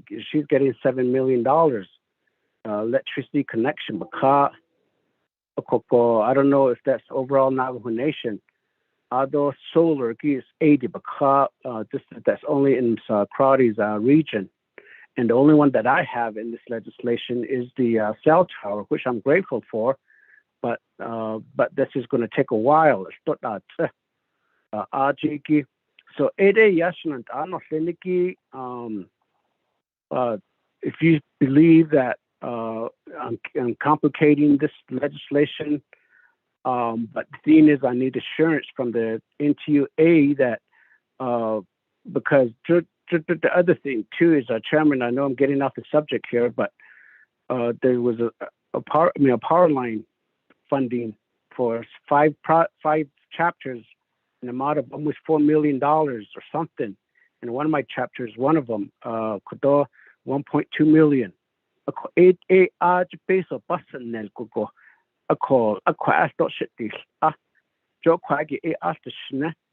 They're pursuing more of their own projects than what other fundings were allocated for. CDBG that based on for my chapter, Chalani Cottonwood, 1.2 million based on a year or 2 years or aja hanate nesto o icing was aja hanane the clay no. But yet I know that there's $1 million allocated there, but yet they're pursuing to get additional fundings for their own planning, which I don't even, and that's not even on the listing of the legislation. Committee members, I'm sure other delegates are in the same situation as well. Did art indi George Han Sake the nido hat no ye tikse. ARG Gilahit, A I guess I want to commend you guys. Maybe, and that's the other thing that always troubles me or I always question myself because of my vocal statements is the reason why a lot of my projects or a lot of my requests are being set aside. Or that's what up and now. Shihikito, Yego Shaban hat either on to Kadahunish Atida, Halit Ashihikito, Tabakad, did art in the if they're asking me, even that yesterday, NTUA at Chinle chapter had asked me that, well, give us a location where the cell tower is going to be established and give us a resolution. And then I send the question back to them back in March or January. I think I've asked for an engineering assessment of where's the best location to establish these cell tower in each of the communities. Why are you asking the chapters to do this and that? So that tells me that everything and some of these memo requests that I sent to the departments and to NTUA, I mean, they're not even being acknowledged. But then, so if NTUA yesterday tells me to provide the location and chapter resolution, I thought I gave him my request for an engineering assessment back in April or May. I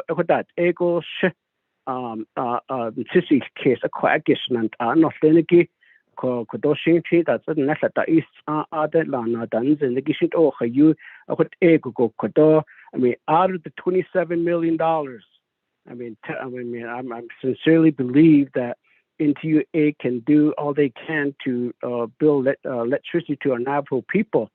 When we even gave them a debt service in the amount of $1.5 billion, and now they take the question back to NTUA that could that base that they've been hot just but like how would they be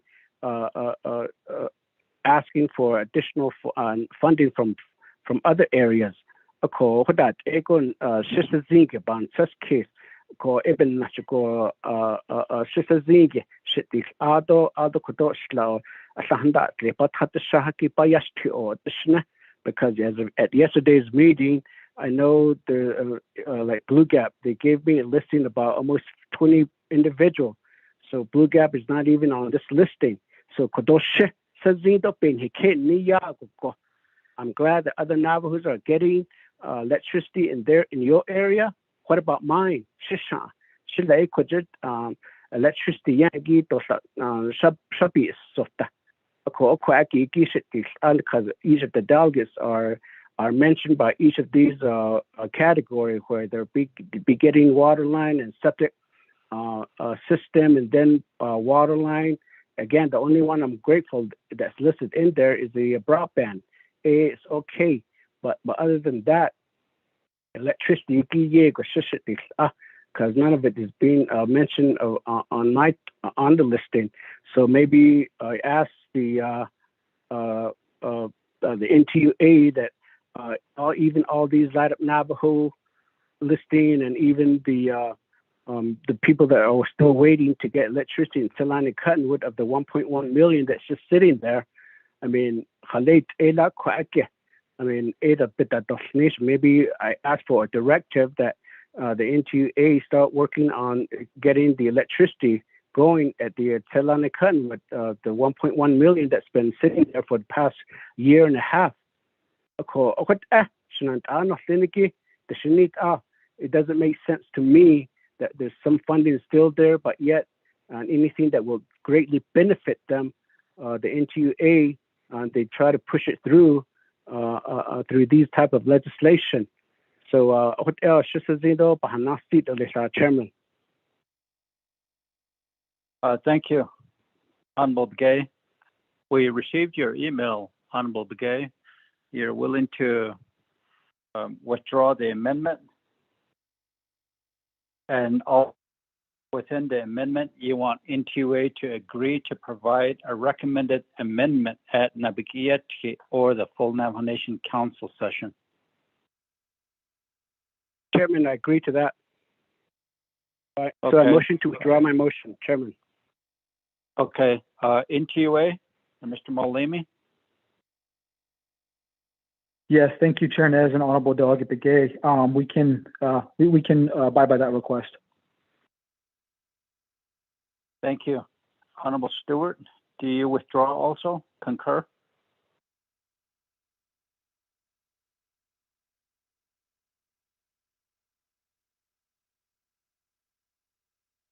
Honorable Stewart.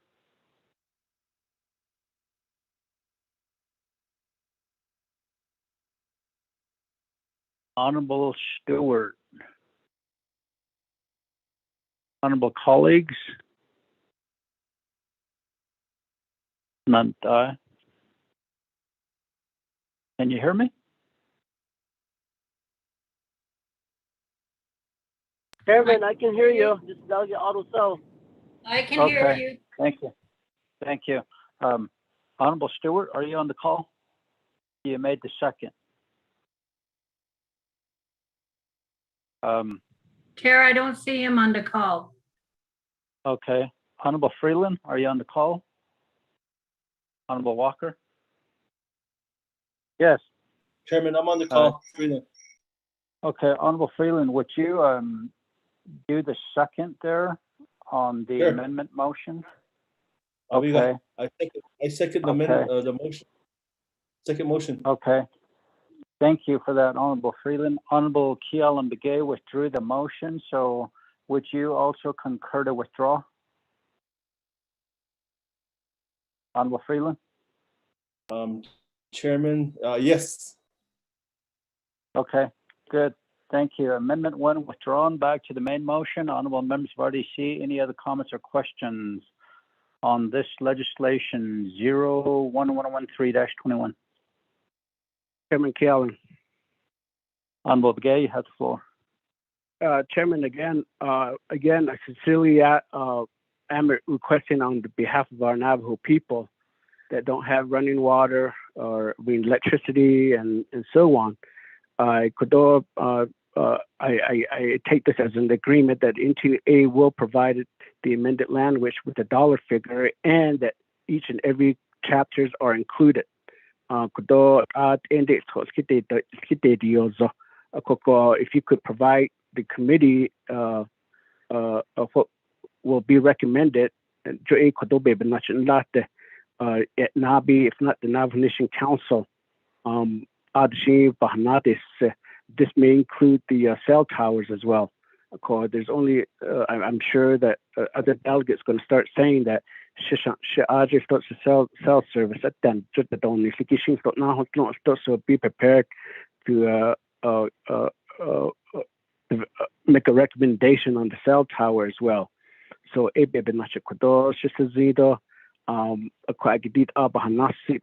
Chairman I will forwarding all of my 5 chapters, names and the listings of the individuals. So I believe I have more than 50 names that needs electricity. And yes, a lot of them are being told to do it until Light Up Navajo. I mean, I don't want for them to wait until April of next year. I want this particular project to be done sometimes this year. And that goes to the question of that, the capacity of it. I mean, how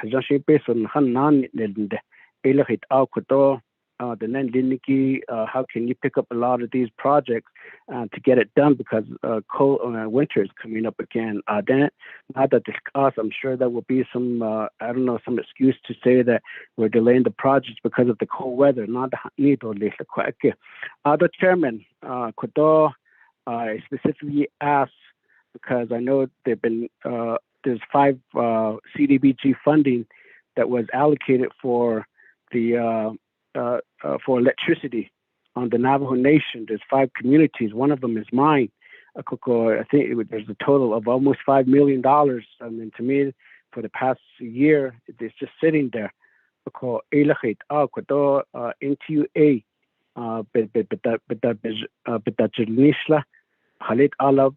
when is the exact time? I've been asking, I'm here to help.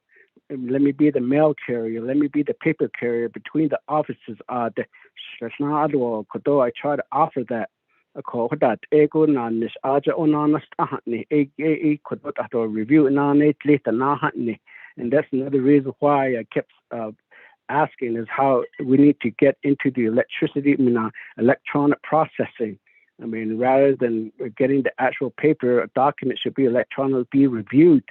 So those are some areas I believe that this particular Navajo Nation government needs to go into. So I mean, I may be sound of just yabbling or babbling or whatever, however you want to interpret my statement, but I believe that the people that I represent deserve a better response and better services of what we're talking about. Supporting a $27 million legislation, knowing that not much of it is going to go to my chapter, but yet there's funding available over here that needs to be utilized for the same purpose, electricity. I mean, I'm trying to balance that out. So, go shipa hashkishi to basahun shlo to shiban sahun shin halet out ela. You're asking for a vote from me, but this is the vote that I represent by the 5 chapters that I represent. Ashlagot kodan dashiniki also legal odds with the non-liniki odds because odds it ever can't nashko shahan shasta. I'm not saying that you guys are doing this intentionally, but I believe NTUA is doing this intentionally because they're leaving out most of the communities across the Navajo Nation.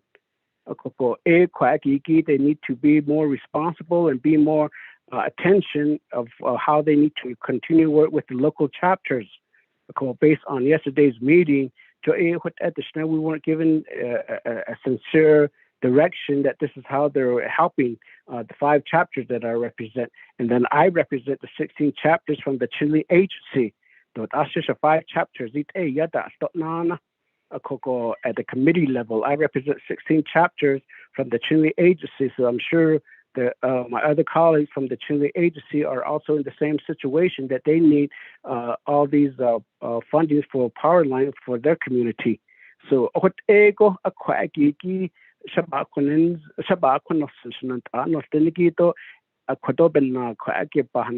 chairman, I apologize for doing this or saying this, but I believe that if NTUA is asking for $27 million to improve their infrastructure, why are they putting aside a lot of these funding that were allocated or have been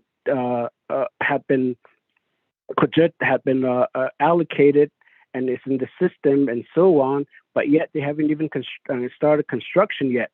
But yet you see all these new poles along the highway, although there's a new office being built in Telecom and so on. Oh, you go based on Liniki beta, Jinisko go Kodo, Saton, Hitanan, Liniki.ica go need agent and Haban set up the case that Hada Hushi, Bahol Jizon, Haho, Dob, Naniski, but Haho, Shin, the Hada Hudol, just over on Haban, on Hitanan, what up on Saha case, or what up in Nash and Shep. ICD, what ego, what ego that did Nisko go. Ago Kodope a labe so that okay to keep a case seats. So hey Adala Nin Lastic Media have one the door till Kagi Kadila yet all till show ya Hash and Kodoti Ador Nakin Lily Kodobe case seats. Joe what art so koso Toyat eto like I think that's where NTUA needs to show that they are doing their best in getting things done. Yes, workers and so on. Bahana and the we understand that the safety of the people and then the workers. So what a chairman, I want the Chile agency to have an opportunity to provide their listing in the next during the amendment, and I'll be contacting all the maybe all the 110 chapters, but the 16 chapters that I represent to the Chile agency to provide their recommendation and maybe a directive that each of the agency office or district office to immediately start contacting the Chile the chapters and see how many of the chapters have the power line projects that they have and new homes. Like tomorrow, I'm sure so there needs to be a cushion of a certain amount of funding to be available just so that a new home has been built or new veterans in the cushion 1,000 no papa 1,000 new homes no to ko ilahit ay je bahasan into a ajahananish actually ko ebe benachiguf to ajabapan sahake. So we need to reserve certain amount of funding that should these veterans homes built, that this electricity is going to go to this veteran. Ajahut ahwan be bakai or what you to asha puppet the don it that I can achi it or the kwage one now to the shan about bonet zantole. So this is the thought I have, Chairman. I apologize again. So this is conclude my statement. Thank you, Honorable Begay. NTA, Mr. Mullaney. We would like to have you provide an amendment language that is requested to include all 110 chapters, listing of inventory, project listing, to include in the language. And if you would, whenever you have that amendment language drafted, please coordinate with our legislative council at OLC. So we would like that request from you, to you, Mr. Mullaney. Chair Nez, can you repeat the first part for the 110 chapters? What you requested, so I'm clear. I believe we heard Honorable Kealan Begay's concerns, and his request is to include all project listings from 110 chapters to be included. Make sure it is written in the language. Mm-hmm. Yes. Okay. Understood. Thank you. Okay. Thank you for the honorable members of RDC. I believe we're ready to vote on this legislation 0113-21. Honorable Freeman, how do you vote? Green, Chairman, green. Honorable Stewart. Green. Honorable Begay. Unfortunately, I have to vote green, Chairman. Thank you. Okay. Honorable Vice Chair Walker text, he's voting green. Honorable Daniels. Green. We have a vote of 5 in favor, 0 opposed, chair not voting, motion carries. Honorable members of RDC, I need to get my stuff ready and get going here in about 10 minutes. So I need to grab something to eat as well. So I'm going to either have to allow you to complete the meeting. You still have 4 members, 3 members. There's Honorable Daniels, Honorable Stewart, Honorable Begay, and Honorable Freeland on the call. So perhaps if you would like to continue, I'll hand the gavel over to Honorable Kealan Begay Jr., since Honorable Walker is having a meeting right now. Chairman. What a privilege. This is Daniel. Honorable Daniels. Yes. Kudod wa pantas case kudod hinan is tahalek. Kudod shinant shinigi aronan kudod. I have to travel to attend a meeting too. Kudod. So kudod. I'm thinking of. I don't know if we can do this. Kudod. We can recess and reconvene after our meetings. Kudod today. Kudod. So it is. Mr. Chair. Honorable Daniels, we can recess. I don't know how long we're going to be in Crown Point, maybe till 4 o'clock. But for me driving back, if I were to leave from Crown Point at 4 o'clock, I should be home by 6 o'clock. If you want to reconvene at 6 o'clock, Honorable Daniels. Chairman. Unless if you want to defer all the items to next meeting, and that way we can adjourn. A motion to defer and adjourn, Chairman. Do it. Honorable Stewart, you motion to adjourn, so everything will be deferred to the next meeting, next Wednesday. Is there a second? Freeland? I believe Stewart, second Eli. Honorable Freeland motions to adjourn. Honorable Stewart motions to adjourn, second by Honorable Freeland, and defer all items to the next meeting. Any questions or comments? None. Honorable Freeland, how do you vote? Green. Honorable Stewart? Green. Honorable Begay?